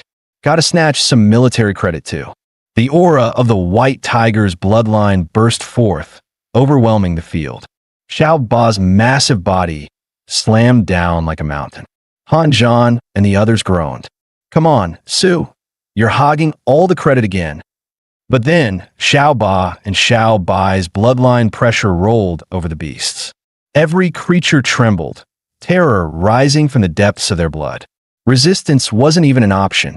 Under such a superior bloodline, they all dropped to the ground in submission. Just as Su Bai frowned in confusion, the system prompt appeared. Congratulations, host. Legion function unlocked. You may recruit an entire race into your army to fight under your command. Condition: they must submit willingly. Once accepted, their lives and deaths fall under your control, and you may command them through mental force. The Turtleback Wolf clan pledges allegiance. Accept. The Giant Horned Deer clan pledges allegiance. Accept. What the hell? There's a legion function. I can recruit entire races. Without hesitation, he accepted their surrender. His teammates were dumbfounded. How the hell did you tame them? Obviously, my overwhelming charisma, Su Bai smirked. Then he barked his first order. From now on, you follow me. Turtleback wolves, secure the rear. Giant horned deer, guard both flanks. With them protecting the formation, the recon squad moved faster. But after just a few steps, Xiao Ba suddenly burst out of the backpack on his own. A strange light shone in his eyes, earth element energy swirling around his massive claws. Su Bai thought he had found treasure underground. The next second, Xiao Ba shot into the air because a colossal centipede erupted from beneath the earth. Han Zhan and Chao Zixuan nearly jumped out of their skin. Careful, that's a sawtooth centipede, also called the ghost of hell. Su Bai tilted his head. Is it really that scary? Hu Qing, drenched in sweat, stammered. Its body slips through the earth unseen, its legs like saw blades that cut through anything. Wherever they crawl, nothing survives, they're walking disasters. But the scene before them was nothing like his description. The centipedes were circling Xiao Ba playfully, like children around a parent. Then the system prompt chimed again. Sawtooth Centipede Clan pledges allegiance. Except, luck this outrageous felt unreal. Meanwhile, deep in the misty valley, a serpent named Qing, she stood guard with an elite force. It belonged to the Dark Python clan. Suddenly, the ground quaked ahead. The beasts tensed in alarm. Out from below surged a swarm of giant-jawed centipedes. They crawled forth like reapers from hell, launching a brutal assault on the army. Qingxi broke in a cold sweat. Send word to the 9 Nether King now. The giant-jawed centipedes were infamous even among the 10,000 races. Capturing just 1 or 2 alive would bring a bounty large enough to push it from gold rank to platinum. Qingxi unleashed its domain. Countless serpents erupted from the earth. But before they could strike, the centipedes tore them apart mercilessly. With no way out, Qingxi revealed its true form, coiling into battle. Yet within moments, its body was swarmed. Razor teeth bit down, shredding its iron-hard scales. Only then did it realize the sheer terror of the giant-jawed centipedes, but it was far too late. In the end, it was ripped into bloody pieces. Not long after, a human squad passed by, staring in shock at the carnage. What kind of monster could rip apart a dark python like this? Was it the sawtooth centipedes? Send the report. Alert the entire army. Sawtooth centipedes have appeared in the Misty Mountains. If encountered, retreat immediately. Do not engage. Meanwhile, Su Bai was still leading his 2 teammates, searching for the Azure Lake in the mountains. After running around for ages, he sighed. Looks like we're lost. To make things worse, they were all terrible with directions. With no other choice, he pulled out his trump card. Come out, my little turtle. They say an old horse knows the road. Well, an old turtle should too. He bribed Xiao Ba the glutton with a beast core, making it obediently lead the way. Sure enough, it was heading in the right direction. Even Han Zhan admitted Xiao Ba was more reliable, sneering. Face it, our captain's less useful than a turtle. Su Bai fumed. Who the hell are you calling worse than a turtle? Following behind Xiao Ba, Su Bai asked, Don't you feel the fog's getting thinner? The others paused. He was right. Haha, we actually made it out of the Misty Mountains. Xiao Ba, Turns out you do know the way. But Hu Qingshu's voice trembled. Wait, this doesn't look like Azure Lake. Xiaoba, where the hell did you drag us? Han Zhan checked the map and frowned. If I'm right, this is just the outer edge of Azure Lake. Suddenly, a thunderous roar shook the ground. A massive dragon shot into the sky. Holy crap, they screamed in unison. Without a second thought, they bolted. On the run, Su Bai cursed at Xiaoba. You idiot! Where the hell did you take us? Don't tell me we ran off the damn map. From behind came a shrill cry. Wait, you three lowly creatures, stop and protect your saintess. But they weren't listening, only running faster. A while later, the voice was gone. Panting to a halt, Su Bai ranted. What the hell was that thing? That terrifying? The map said danger level was low out here. Did Xiaoba screw up the path? Just when they thought they were safe, the voice returned. Pathetic lowborns. In danger, and none of you guarded me. Only cared about saving yourselves. Su Bai turned and blinked. Huh, it's just a little girl? No wonder I didn't notice while running. Right then, the system chimed. Congratulations, host. You've discovered a phoenix maiden with vermilion bird bloodline. The Phoenix clan is proud and unyielding. Find a way to tame her. Info appeared on his panel. Race, ancient phoenix saintess. Attribute, fire. Status, unawakened. Level, high silver. Bloodline, vermilion bird, though not yet tameable. Su Bai groaned. Seriously? The vermilion bird I've been searching for turns out to be a brat. The little lowly instantly exploded, pointing at him. Who are you calling a brat? I'll roast you alive, worm. Su Bai thought back. Taming Xiaoba, and Xiaoba wasn't this hard. Maybe this one just needed a beating to behave. Seeing his mischievous grin, the lowly flared with fiery light. What are you planning? How dare you disrespect your saintess? I'll burn you to ash. Han Zhan muttered. Damn, this little girl's scary. Su Bai shrugged. Kids don't listen? Then you discipline them. With Go's step, he snatched her up by the collar. The lowly gasped in shock. A lowly creature dared lay hands on her? She shrieked. Despicable beast. You're dead. I'll never forgive you. But the next second, Su Bai slammed her onto the ground. Stay down. Brat still so mouthy? Planning to spit fire too? Saintess or not, titles don't work on me. Fire in the forest is dangerous. Didn't your parents teach you that? Just answer one thing. Submit or not. Say, I yield, and I'll let you go. Han Zhan and Chao Zishuan stared dumbfounded. Su Bai, is it okay to discipline a little girl like this? Meanwhile, the lowly burst into tears. You filthy creature. Just wait. When I grow up, I'll make you pay. I'll spank you till your butt bursts. Su Bai smirked and rapped her head again. Still talking back? Stubborn brat. Beg for mercy, and I'll stop. And so, Su Bai kept disciplining her until nightfall. After the meal was ready, Han Zhan called out, Hey, old Su, want some chicken legs? Refill your strength, and keep smacking her. Su Bai waved him off. Forget it. That's enough for today. Let's eat first. The lowly was seething with hatred, shouting, I'll never forgive you. Just wait till my clan's elder arrives. She'll crush you. Su Bai snatched her up again. Your elder? I'll smack her too. Now shut up and eat. Sniffing the food, Su Bai asked, Why does this turkey smell so good? Han Zhan grinned. It's bronze tier flame turkey. The proud little lowly thought, Humph, I've tasted countless rare treasures. Bronze means nothing. But the aroma hit her nose, and her eyes widened. So good. What did you sprinkle on it? Why does fire make food smell better? Su Bai smirked. Don't tell me this saintess has never eaten cooked food? Out loud, he said, Of course. Want to try? Hold on. With seasoning, it's even better. Go on, take a bite. You'll love it. She took the chicken leg, bit down, and her eyes lit up. This is the best thing I've ever eaten. I want this every day. It's better than the elder's so-called divine ingredients. Su Bai chuckled. Simple deal.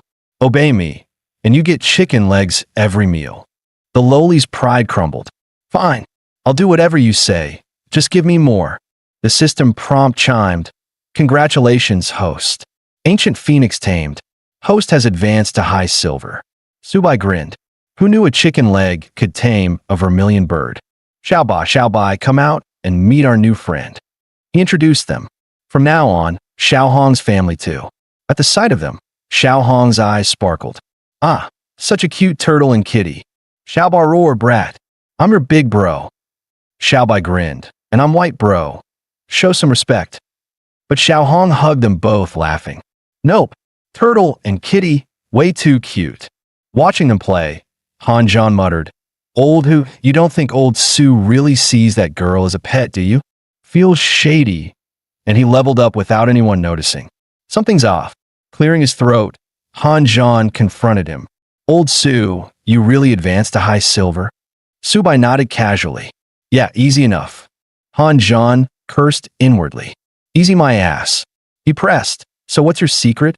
How'd you level so fast?" Su Bai thought, "Can't exactly say system, can I?" He stood up, speaking solemnly. "Old Han, truth is, I do have a method. With our bond, I'd share. But in Dragon Nation we say, the way cannot be spread lightly. Especially when it concerns reaching king rank. You get me?" The word king made Han Zhan freeze, then nod like mad. "I get it. Totally get it." He flipped his palm, producing a beast core. "Here, a gold tier core." Su Bai snatched it up, grinning. "Nice. I knew I could count on you. Now, listen closely. This is wisdom straight from Lord Nye Qing himself. Martial cultivation, is it about realms? No, it's about the heart. If you carry an unshakable will to seek the Tao, your path will outpace everyone else's. Look at that mountain. If you focus only on the mountain, it's a wall. But if you only fix your eyes on the peak, the climb through foot and mid-levels won't matter. You'll break through in one rush." Han Zhan scratched his head. "Sounds like something, but also like nothing. Did you say anything at all?" A moment later, he slapped Su Bai's shoulder. "I get it. Thanks, old Su. I finally understand.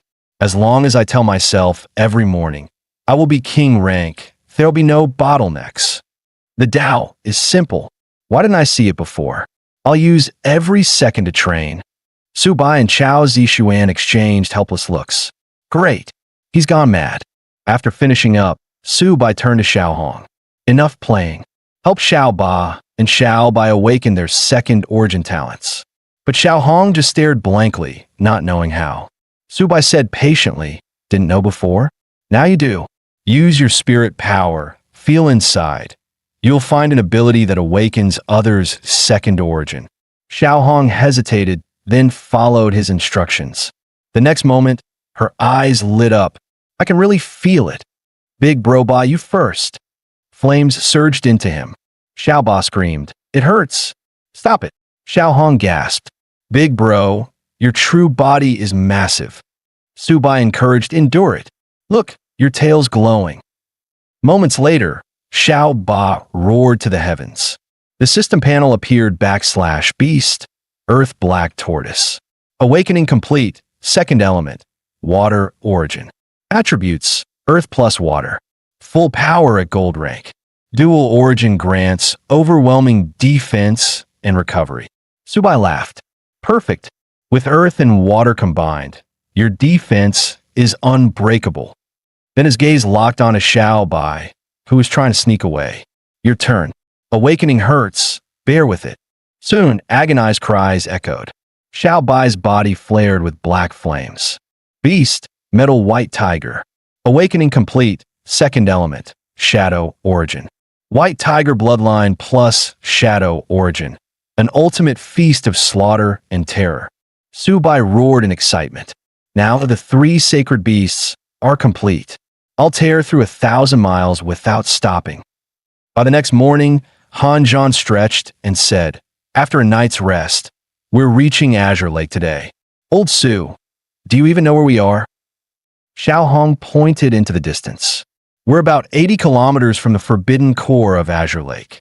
On the way, Su Bai asked curiously, "That dragon we saw yesterday, flickering in and out, what was it?"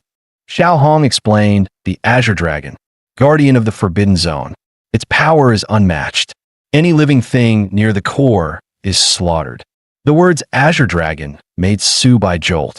Xiao Hong added coolly, "Yes, terrifying.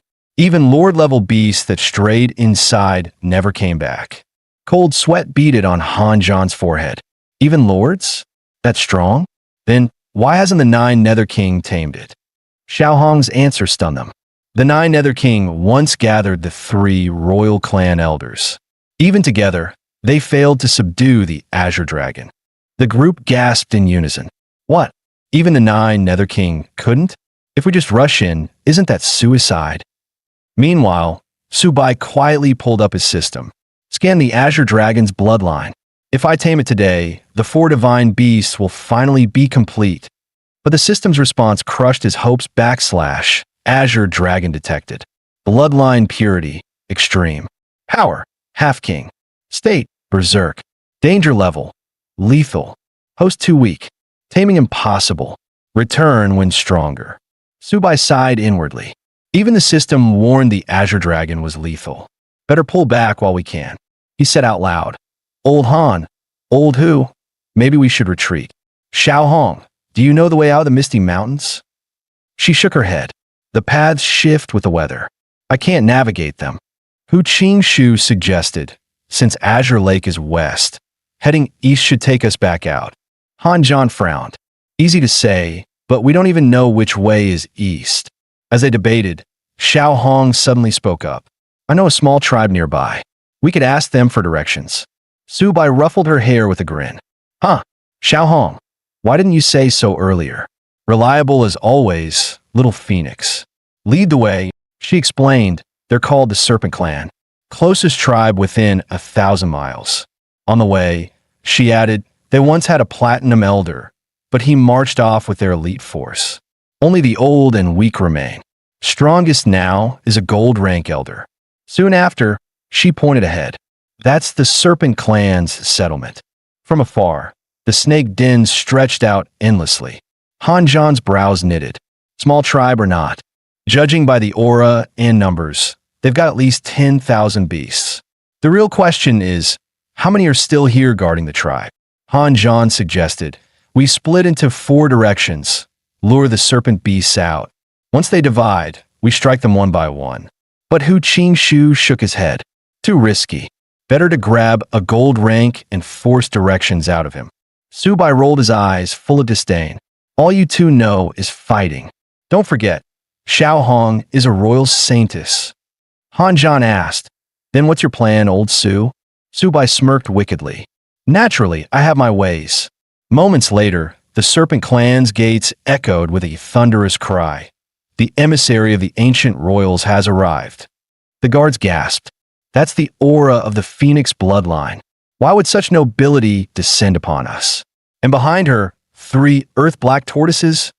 The second elder rushed out, kneeling.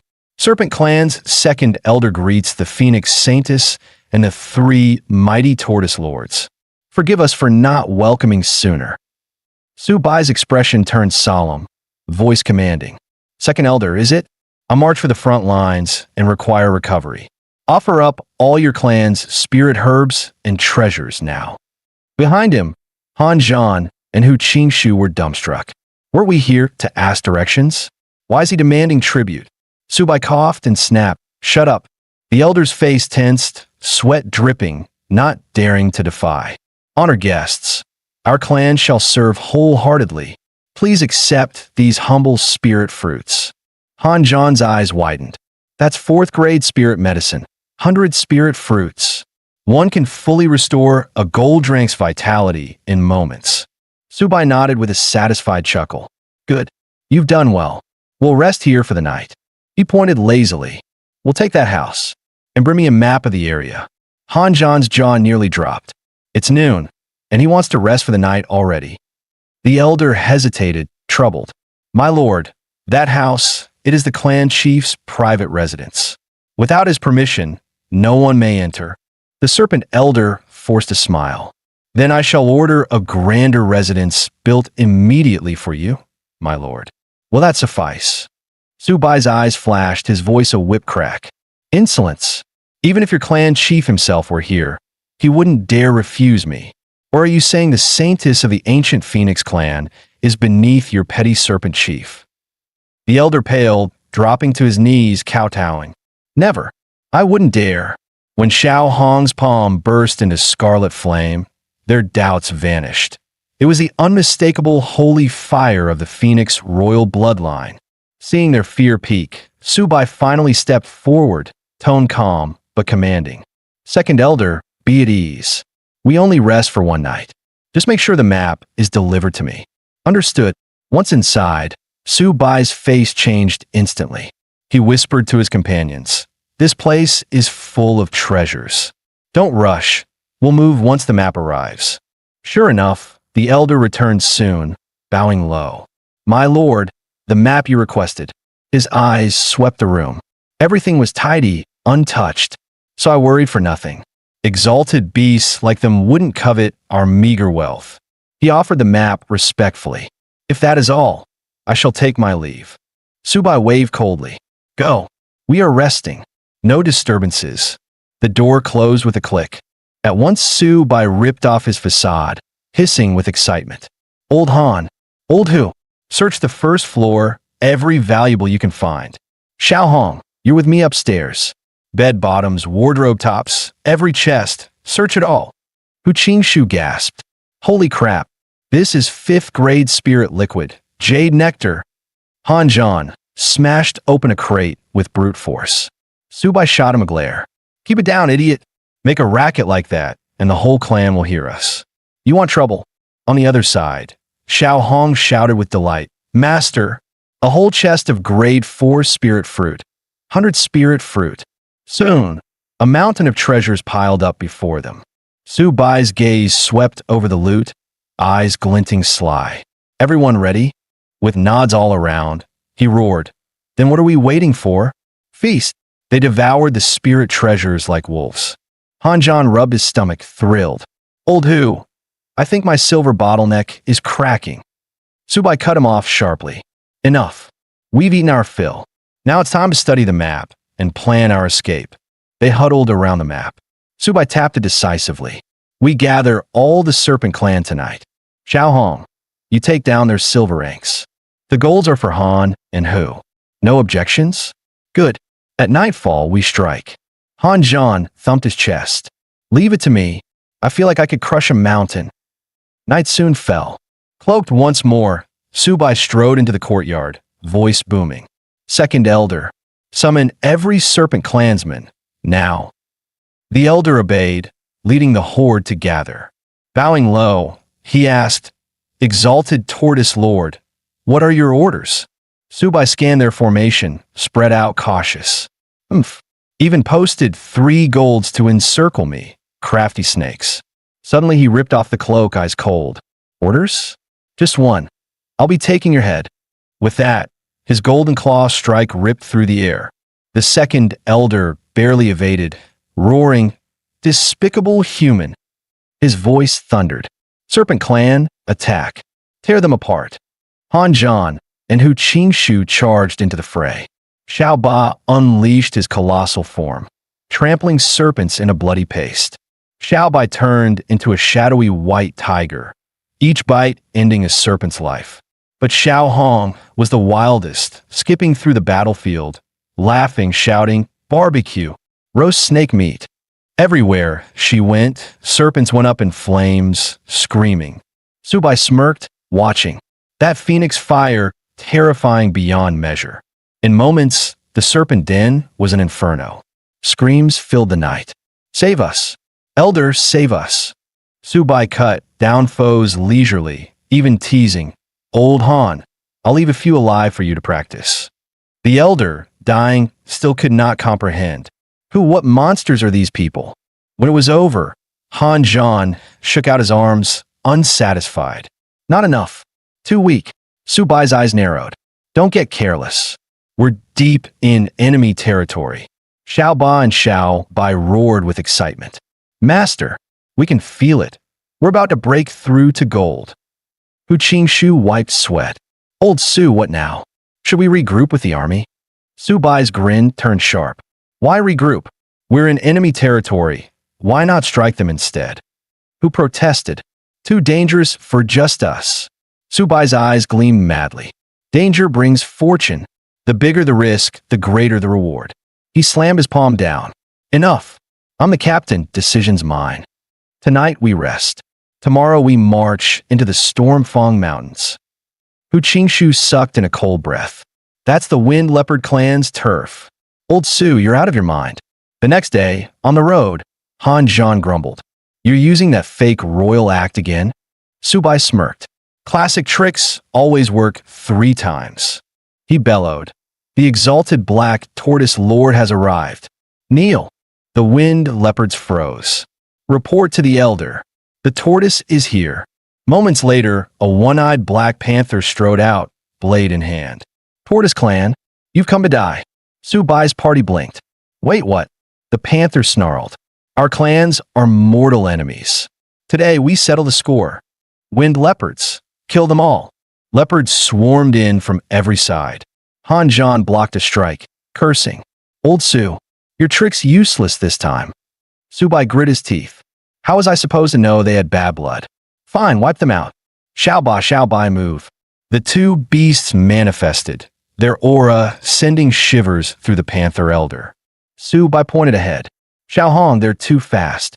They're yours. Wrapped in crimson light, she soared skyward. Phoenix flame. A single blaze incinerated the wind leopards, ashes in seconds. Han Zhan shouted in ecstasy. Yes, I'm breaking through. Su Bai chuckled.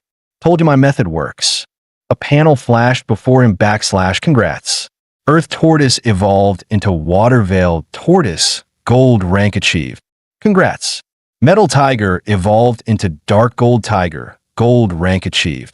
Su Bai's grin widened. Beautiful. Huge gains this time. He looked up. Xiaoba loomed, even larger. New panel / water veil tortoise. Element. Earth / water. Rank gold. Black tortoise bloodline. 50% awakened. Su Bai gasped. Debuff enemy's attack by 20%? Plus water barrier? That's broken. Next was Xiao Bai's panel / dark gold tiger. Element. Metal / shadow. Rank gold. White tiger bloodline. 50% awakened. Su Bai's eyes lit. Shadow strike, double speed. Faster than ghost step itself.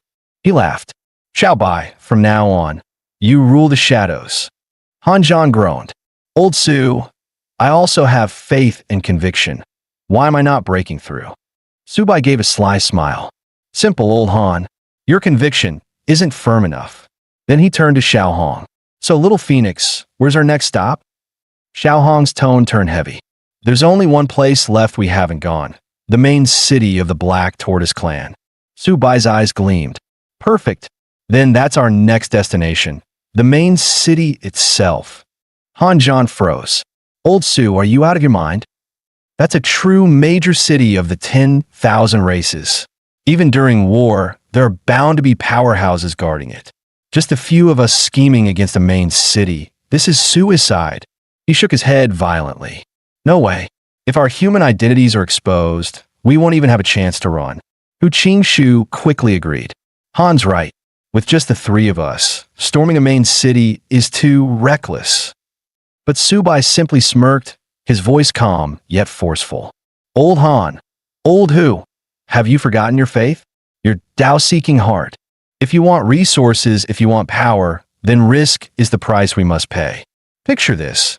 The day you ascend to king rank, standing atop the Great Wall, looking down on the 10,000 races like ants. Imagine the worship you'll command, the glory you'll bring to our people. Su Bai's voice thundered with conviction.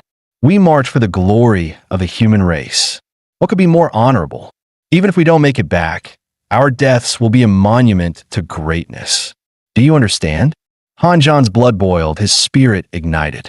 He roared, yes. For the human race's cause, I, Han Zhan, would live great and die glorious. Su Bai clasped his hand firmly, eyes blazing. That's it, old Han.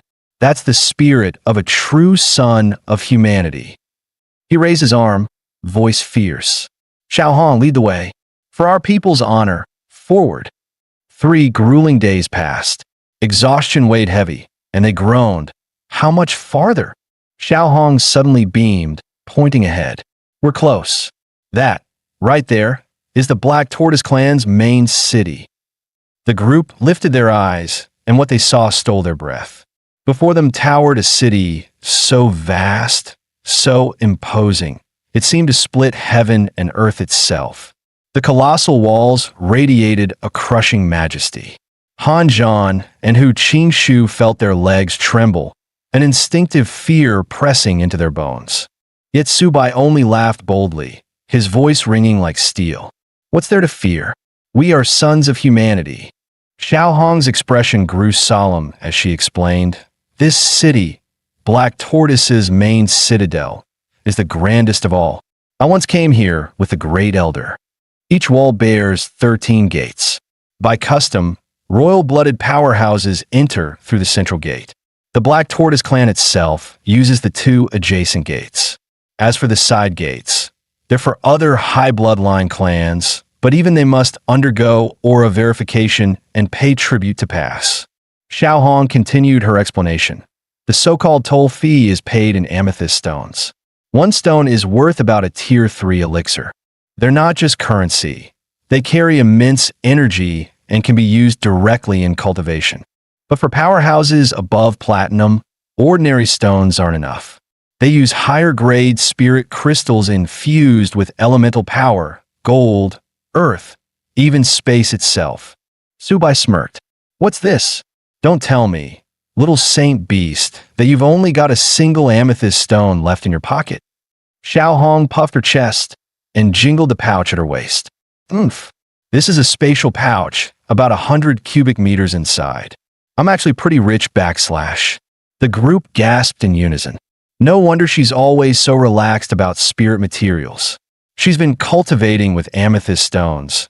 This little lowly's a rich lady. But in the very next moment, Subai snatched the pouch straight from her hands.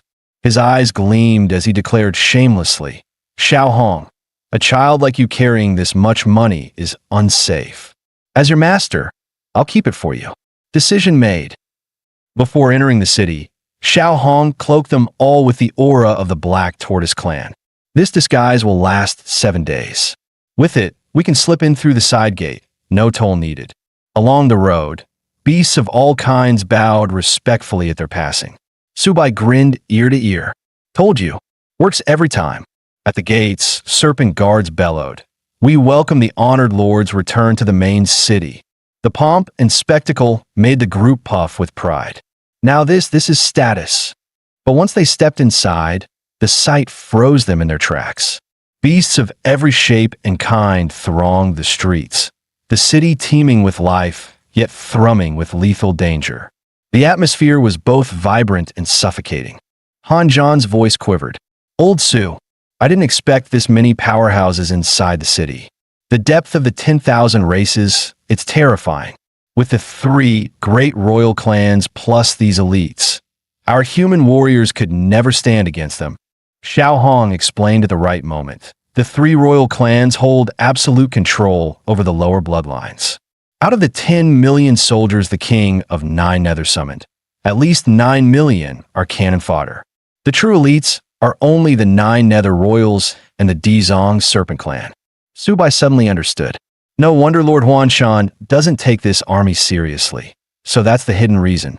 Didn't expect the main city of the myriad clans to be this lively. Why don't we take a look around? Just then, Xiao Ba's voice came from the system space. Master, I found something good. About 10 kilometers southwest. Subai's eyes lit up. He cleared his throat and said, Old Han, old Hu, this city is way too big. If the 3 of us stick together, it'll slow us down. How about splitting up? Hu Qingshu nodded. Makes sense. I also want to check if there's a place with ancient records of the myriad clans. Subai pulled out 2 purple crystals and handed them over. Don't say I'm not generous. 1 each. Act on your own, and we'll regroup at the city gate later. No need to thank me. Just enjoy yourselves. Xiao Hong, let's go. Watching Subai walk away, Han Zhan muttered under his breath, cheapskate. Following Xiao Ba's guidance, Subai arrived at a mysterious location. He muttered to himself, what kind of treasure could be hidden here? While examining the wall and thinking, this wall isn't even that high. I could climb it, Xiao Hong suddenly shouted, Master, look! In the sky, A giant dragon tried to fly over, only to be instantly burned into ashes by a surge of lightning. Subai sucked in a sharp breath. Good thing I didn't rush. This rune looks familiar, like something I read in an ancient book. Then it hit him. I remember. This is the Purity Barrier. The Dizong Serpent clan really went all out. With this in place, even a diamond rank won't sneak past unnoticed. A sly grin crept onto his face. But what treasure could be worth guarding with such a barrier? Before he could think further, Xiao Hong warned, "Master, someone's coming." "Hi!" A serpent clan commander appeared for inspection. The guards bowed respectfully. "Lord, you're here to check again? Don't worry, everything's under control." Subai whispered, "Stay here. Let me test Xiao Bai's new talent." He activated his talent, Shadow Strike, and his figure gradually vanished. Xiao Hong's eyes widened in shock. "Whoa, he's really invisible." Subai swaggered right behind the serpent commander and slipped into the ancient temple. Just as the heavy doors closed, he struck, chopping the commander unconscious with a single blow. Subai smirked. This shadow trick is pretty handy. He then scanned the surroundings carefully. Let's see what kind of treasure is hidden here. The moment Subai saw the scene before him, he couldn't help but shout, "Damn, all of this is purple crystal? I've struck gold. There's no way I walk out of here poor." Just as excitement surged through him, he suddenly sensed a strange aura lingering in the air. His eyes narrowed. Someone's here? Could be the Dizong serpents hiding around. He barked sharply. "Who's there? Show yourself." To his surprise, two figures stepped out of the shadows, their voices showing clear recognition. Han Zhan and Hu Qingshu appeared, stunned. "Subai? It's really you. What the? You too?" Subai's eyes widened, then he smirked. One said he was off to read, another claimed the weapon shop. The last one swore he was sightseeing. And yet, here we all are. He leaned in closer, lowering his voice with a mocking grin. "Didn't you two brag about being upright and proper? Then why the night cloaks? Looks like you're more professional than me. How'd you even sneak in? Don't tell me you alerted the guards." Han Zhan chuckled slyly, saw a tunnel, and wandered in. "That's all." Subai rolled his eyes. "Fine, keep your secrets. Just remember, take what you can, and keep it quiet." He waved them off. "And don't follow me." With that, he turned to loot the treasure. Soon, Han Zhan and Hu Qingshu's packs bulged full. Han Zhan wiped his sweat. "That's enough. I can't carry more." Subai shot them a look of disdain. Pathetic. But then disaster struck. A small bell slipped from Han Zhan's pack, clattering loudly on the ground. From outside came a sharp shout. What was that? "Something's moving inside the temple." Subai cursed under his breath. "Han, you troublemaking bastard." Serpent guards rushed in, spotting their unconscious commander. "Lord, sound alarm. The temple's been breached. Raise the purity barrier to maximum. Don't let them escape." In desperation, Subai unleashed gravity of the earth. "Run, now, or it's over." The serpent guards were crushed in place. The three of them bolted like arrows released from a bowstring. Behind them came furious roars. The thieves escaped. After them, lock down the city. Search every house, every street. Don't let them slip away. Outside the temple, Xiao Hong reported anxiously. "Master, the entire city guard is mobilized." Han Zhan's face turned grim. "Old Su, we really messed up this time." Even Hu Qingshu, usually calm, spoke with tension. "The whole city's sealed. No one's coming to help us." Yet Subai suddenly flashed a mysterious smile. "Haven't you heard the saying? The most dangerous place is the safest." The words left Han Zhan and Hu Qingshu utterly baffled. Moments later, Xiao Hong followed Subai's plan, running up to the guards and shouting, "The thief went that way." The guards rushed off in pursuit. A few muffled thuds later, the remaining serpent soldiers were easily taken out by Subai and his crew. Subai ordered, "Old Han, you two clean up the corpses." Then he turned to Xiao Hong. "We're going in." Once inside the hidden area, Xiao Hong asked curiously, "Master, what exactly are you looking for?" Subai's expression hardened. "I have a feeling there's something more here. If it was only rare herbs, they wouldn't build such a powerful barrier." While he searched carefully, Xiao Hong suddenly shouted, "Master, there's a hidden door." Subai frowned. "I don't see anything."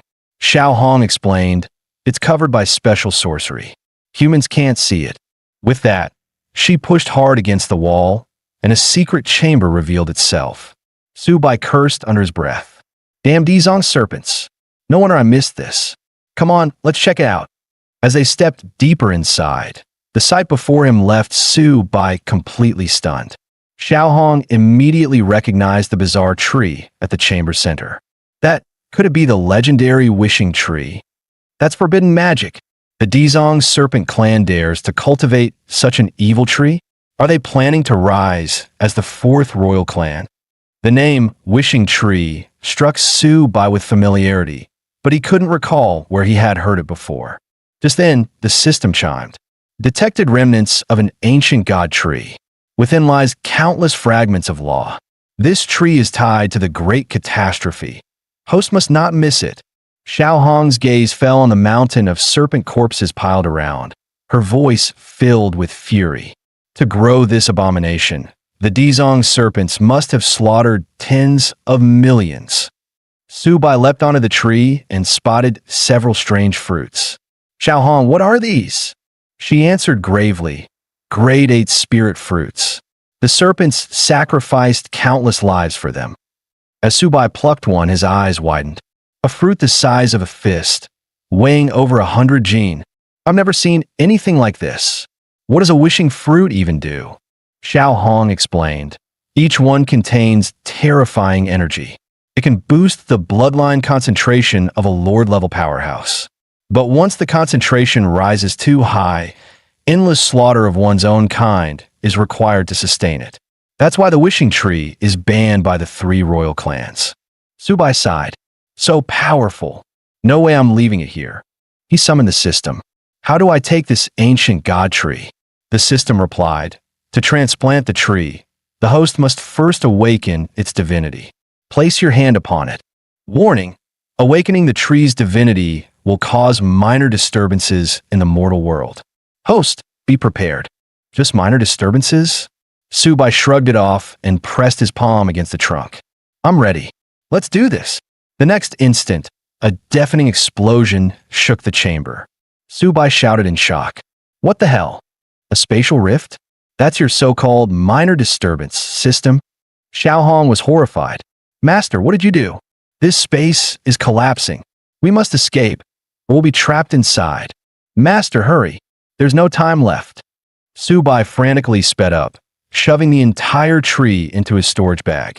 Seeing the chamber quake violently, he knew the place was moments from destruction. Without hesitation, he and Xiao Hong dove into the storage bag. The instant they vanished, the space outside collapsed with a thunderous roar. Gasping for breath, Subai muttered, "We're safe for now." Xiao Hong, however, cried out with joy. "Master, you did it. You actually transplanted the wishing tree." Gazing at the massive tree and the mountain of treasures within his space, Subai knew the transfer had succeeded. But then, why was the ground still shaking? His eyes widened as he noticed the purple crystals rapidly vanishing. He cursed, "Damn it, this tree's devouring the treasures. All my materials, stolen by this damn tree. Spit it back out." Just then, Xiao Hong screamed, "Master, move. The wishing tree, it's evolving." Scene shift. At the Great Wall garrison base, a soldier pointed toward a distant beam of light. "Lord Nieqing, that power, it's overwhelming. It feels beyond the laws themselves." Nieqing froze. What? Could there be an existence in the heart of the myriad clans stronger than the 9 Nether King? Contact the scouts immediately. I want answers. Meanwhile, in the 9-tailed Fox Royal City, they too witnessed the phenomenon. That's divine power, impossible. The Forbidden Lands aren't broken yet. How could divine essence be leaking out? Why would such terrifying energy appear in the Dizong serpent capital? Send a team to investigate at once. In the 9 Nether Royal City, alarm bells rang as well. This dreadful energy, why in the serpent capital? What is going on? A guard knelt down in panic. "We don't know, my lord. I'll go to the main city and find out." At the same time, the Bihu Lake Forbidden Land stirred. In the depths of the myriad clans, the sword tomb Forbidden Land trembled. Along with the Luo Tian River, the 10,000 mountains, and the undersea Ivory Mountain, every forbidden land was shaking. From the vast starry sky came an ancient voice. The gods are eternal. Soon, we shall return to the mortal world. Scene shift again to the battlefield of the myriad clans. Both warring sides halted, shouting in shock. What's happening? Long Ao's heart sank. That's coming from the main city. Damn it, don't tell me the wishing tree has gone wrong. If the three royal clans find out I use forbidden arts to cultivate it, I'm finished. Without hesitation, he ordered the entire Dizong Serpent clan to retreat. Chaos erupted instantly. Warriors on the battlefield roared. Slaughter the myriad clans. Charge! The other clans cursed loudly. Shit, how are we supposed to fight now? The serpents ran off. Screw this, we're retreating too. The humans seized the chance, launching a merciless pursuit.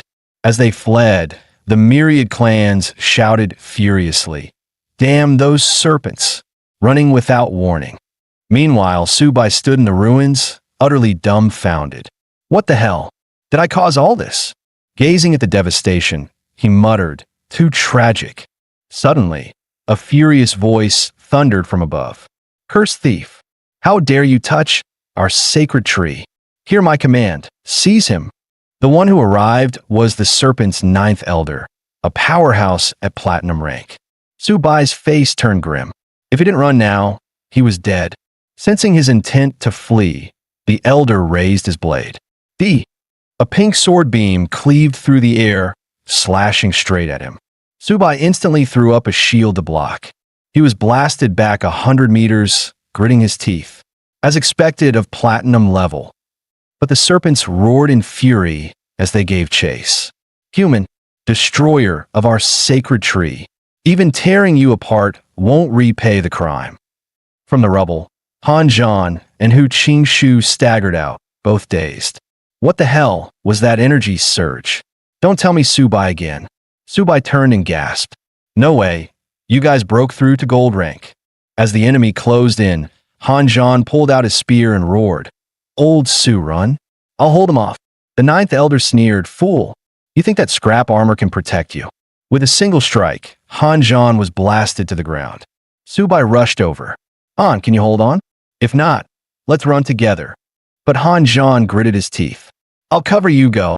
Seeing his resolve, Subai clenched his fist. "Han, you're a real badass." Then he dragged Hu Qingshu and bolted. Watching them leave, Han Zhan bellowed, unleashing his full strength. "Take my blade." He launched a rift-cleaving slash at the elder. The ninth elder dodged easily, mocking, "Such petty tricks. Did you think this could harm me?" But in the next second, his eyes widened in shock. Because after 3 furious slashes, Han Zhan had already turned tail, vanishing as fast as his legs could carry him. Han Zhan caught up, shouting, "You guys really ran off without me? Wait up." Subai tossed him a red spirit fruit. "Eat it. Restore your strength." Behind them, the serpent's ninth elder was fuming. "Damn it, you won't escape today." But at that moment, Subai and the others unleashed their speed skills. In the blink of an eye, they left the elder far behind. The elder stared in disbelief. "This speed, is that really gold rank?" Hours slipped by. After 3 hours, the elder was still raging, glaring into the distance. "These pests just won't stop running. If they escape, our clan is doomed." He barked at his subordinates. "Are you sure they came this way?" Ahead lay the forbidden land of Luo Tian River, and beyond that, the Bihu Lake. Dangerous ground, but he couldn't let the humans slip away. Meanwhile, Subai and his group hid in a secluded spot to rest. They shouldn't catch up for now. Han Zhan frowned. "Old Su, those serpents kept shouting about some sacred tree. What's going on?" Subai looked awkward. "It's a long story. Just focus on restoring your energy. We need to move soon." Suddenly, a voice thundered from above. "You're not going anywhere." It was the serpent's 10th elder, another platinum-level powerhouse. He glared down at them, snarling. "Pathetic. 3 humans, and they still couldn't catch you. forcing me to act. Revealing his true form, he bellowed, "Hand over our sacred tree, and I'll grant you a quicker death." With that, he struck, sending Han flying. Subai scoffed, calling that abomination a sacred tree. I took it away. It's nothing but evil. The 10th elder sneered, "Let's see how long you can last." With no way out, Han bit down on a spirit fruit. "Old Su, take old Hu and run. I'll hold him here." Seeing them hesitate, he roared, "I'm not joking. Better one stays than all of us die. Humanity's victory is what matters most." Su Bai and Hu Qingshu hesitated, torn inside. At last, Su Bai grit his teeth. "Old Han, we'll wait for you ahead." He dragged Hu Qingshu and fled. The 10th elder immediately turned to chase them. But in the next second, Han Zhan's spear swept out, striking at the serpent's vital spot. "Your opponent is me." Before he could press the attack, the elder's tail lashed out, smashing him away. "Pitiful human, you're not even worth the life of a worm." Just as the 10th elder was about to pursue Su Bai, he turned back, glaring at Han Zhan. "Brat, still alive?" Han Zhan clung desperately to the serpent's tail, roaring, "I told you, your opponent is me." The elder sneered, "Ignorant fool." In the next instant, he smashed both Han Zhan and his tail into the ground with brutal force. "I won't waste my time on you." As his voice fell, streams of energy coiled into serpent forms around Han Zhan. With snapping fangs, they lunged at him from all directions. A heart-wrenching scream split the skies. Meanwhile, Su Bai and Hu Qingshu had already reached Bihu Lake. Yet Su Bai frowned at the eerie silence. "Strange, where's the Azure Dragon?" Outside the Forbidden Zone, the 9th elder continued searching with his forces. Odd. Normally, any life form stepping into Bihu Lake is attacked instantly. Why is it silent now?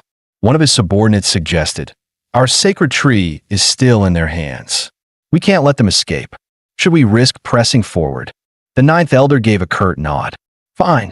If danger arises, we're still at the edge. We can withdraw quickly."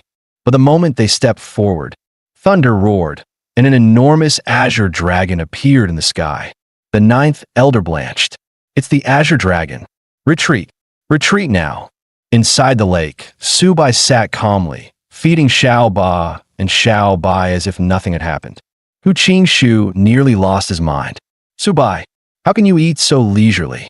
They could show up any second." Su Bai replied with a smirk. "Don't you get it? This is their forbidden ground. They won't dare step in." He paused, thoughtful. "Still, we can't stay here forever. We need to decide our next move." Hu Qingshu suggested, "Since they won't chase us here, why not return to Misty Mountains and regroup with our forces?" Su Bai shook his head at once. "No, we stirred up their nest. They'll surely have ambushes waiting along the way.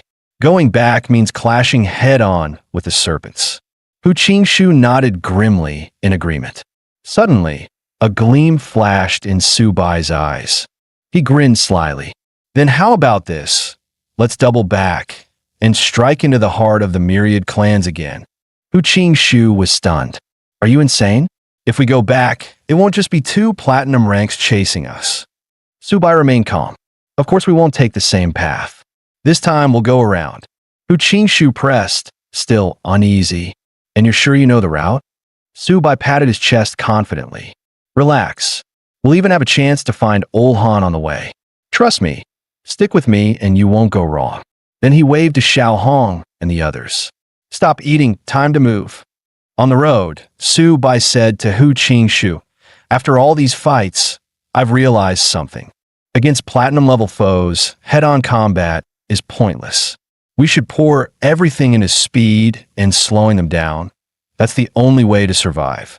Hu Qingshu nodded seriously. True enough, the gap between gold and platinum is just too vast. As they traveled, Su Bai suddenly halted. "Careful, something's ahead." Sure enough, Han Zhan was bound and being dragged by a group of beasts. The leading cat demon barked. "Move it. No one's coming to save you." Su Bai whispered, "Charging him would be reckless. We need a foolproof plan." Hu Qingshu looked puzzled, but Su Bai's lips curled into a sly grin. Time to use my one-trick wonder. Moments later, the two of them donned cloaks and strode out, shouting, "Stop!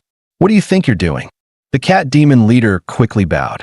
"Honored envoys, we are carrying out the elder's orders, escorting this human back to our lands."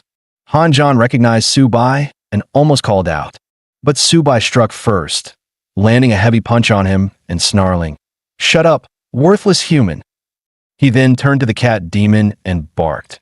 "We were sent by the 10th elder to oversee the escort and to collect more grain from your clan." The cat demon blinked. "But didn't we already pay our tribute?"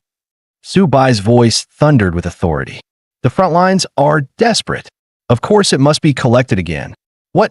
Do you dare defy orders?" Terrified, the cat demon quickly bowed deeper. "Never. Please, honored envoys, follow me." Upon arriving at the Nether Cat clan's territory, Subai barked coldly. "This human prisoner will be interrogated by me personally. Bring your elder here at once." The great elder hurried over, bowing apologetically.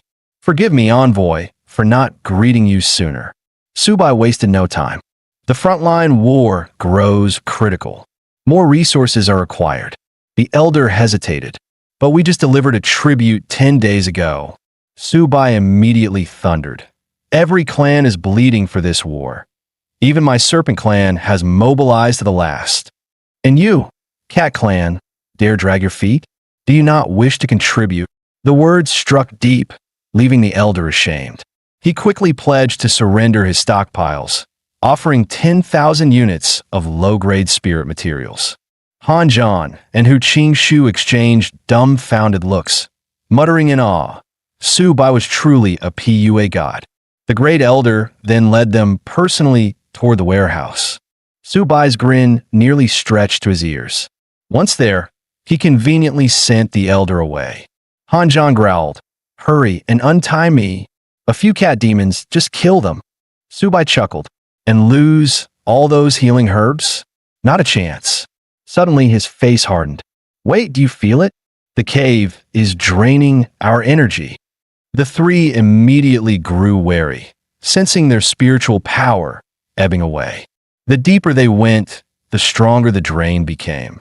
Subai exclaimed, "These statues, they're worshipping something. Look inside the barrier." At the center, above a withered cat corpse, stood a towering statue of a human. Subai instantly realized, this cave, it's their sacred ground. But before he could think further, he shouted, "Han, watch out." He threw up a shield, dragging Han Zhan clear of a sudden strike. The ambushing nether cat missed and bolted into the shadows. As Han Zhan frowned in confusion, the entire cavern of cat statues cracked open, reviving all at once, surrounding them. Before they could react, the undead cats lunged, their speed terrifying.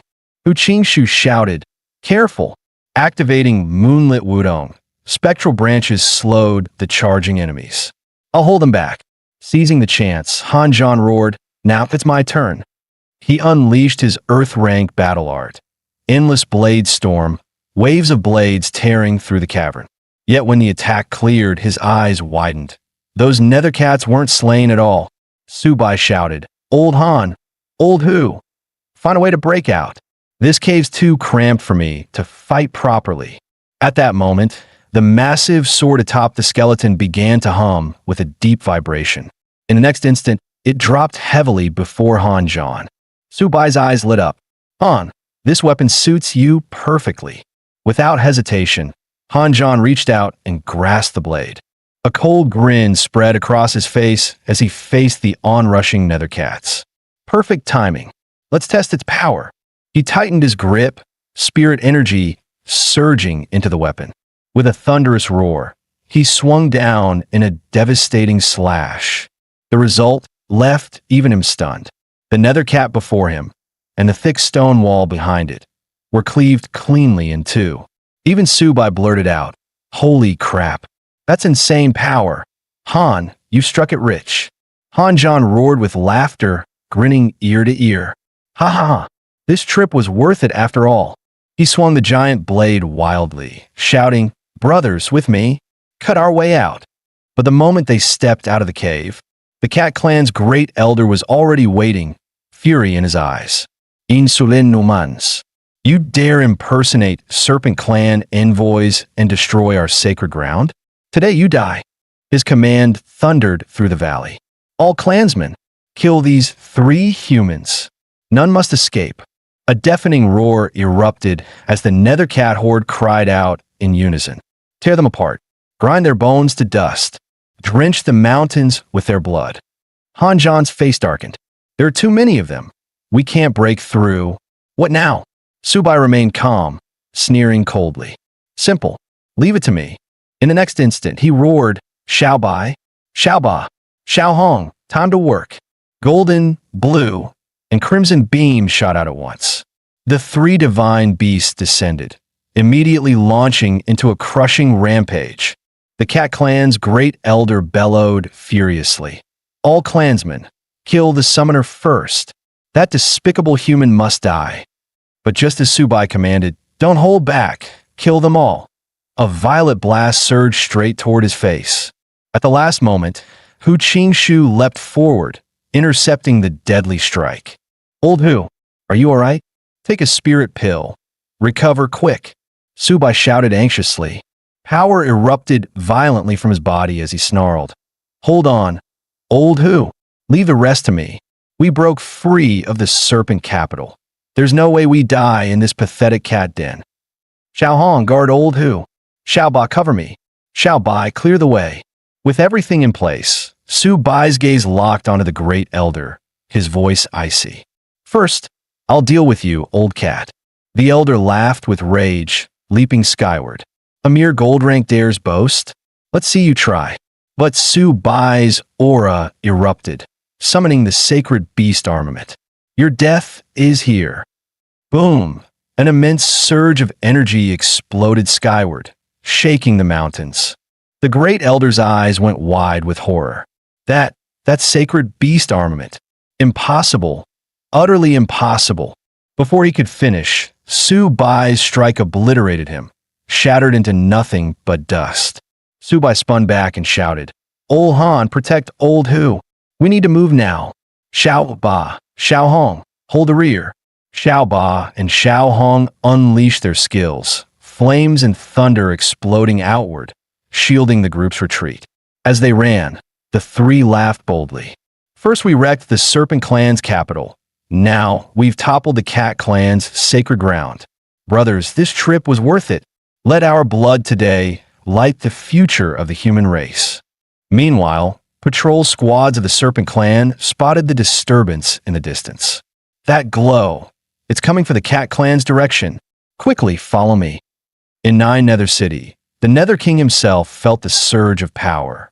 His face twisted with fury. That aura, sacred beast armament? Impossible. This must be a human conspiracy. He roared, send my command.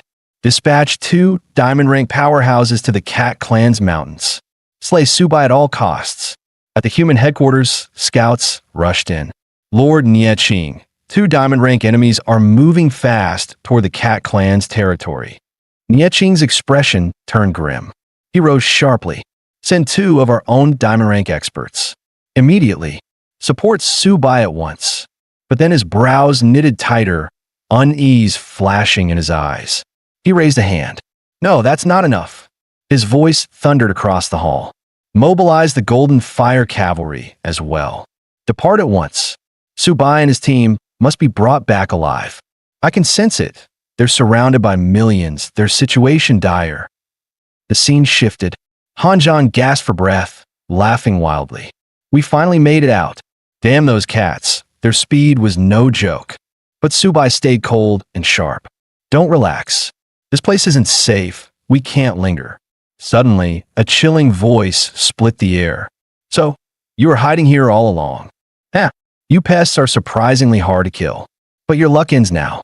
Today, I'll flay you alive and grind your bones to dust. A violent blast of power tore through the clearing. Hanjan and Hu Qingshu were struck before they could react, hurled to the ground with bone-cracking force. From above, the attacker revealed himself, the Serpent Clan's 10th elder. He gazed down with contempt and cruelty, lips curling in a sneer. Gold rank trash. And yet you survived one of my strikes? Oomph, perhaps you're not just good at running after all. Moments later, Elder Nine's figure slowly emerged, his voice dripping with malice. Old 10, seal their escape with poison fog. If these 3 ants slip away, won't we be the laughingstock of the world? Subai darted to Han Zhan and Hu Qingshu's side, anxiously shouting, "Are you okay?" The two forced themselves up, gritting their teeth. "Forget us, just run." But Subai suddenly stood tall, eyes blazing with resolve. "Abandon my comrades to save myself? That's not my style." The next instant, he let out a thunderous roar. "Shao Du, time to work." In a flash, 3 radiant streams of multicolored energy crashed down from the sky, flooding into him like a raging torrent. His aura skyrocketed, blazing waves of power swirling around him. Beast armament, unleashed once again. He leveled his sword straight at Elders 9 and 10, voice cold and sharp. "Old fools, did you really think I'd fear you?" Elder Nine's eyes flickered with surprise, but quickly turned to a cruel sneer. "Oomph, nothing but pointless struggle." In the next heartbeat, his figure blurred like a phantom, lunging at Subai. Clang! The two forces collided with a deafening crash. And to Elder Nine's shock, Subai held his ground, blocking the full force of his strike. Elder Nine's pupils shrank, disbelief twisting his face. "Impossible. How could you withstand my attack?" Han Zhan and Hu Qingshu were completely stunned. Han Zhan muttered, "A mere gold rank, suppressing 2 platinum ranks? If someone told me this before, I'd have called him insane." Subai only grew fiercer, unleashing the power of gung metal. Indestructible, unstoppable. After several brutal exchanges, Elders 9 and 10 were left battered and bloodied, staggering in defeat. Elder 10 snarled through clenched teeth. "Damn it, so this is the power of the beast armament." Elder 9's killing intent surged, growling. He must never be allowed to grow stronger. Today, no matter the cost, he dies. Before his words even faded, Elder 10 suddenly opened his jaws, spewing a torrent of poison fog. Subai's brows furrowed, his heart on guard. What trick are they playing now? The next moment, a horrifying scene unfolded. The poison mist coiled around their bodies, fusing them into one abomination. With a deafening boom, a twisted, giant form stepped out of the fog, exuding a suffocating pressure.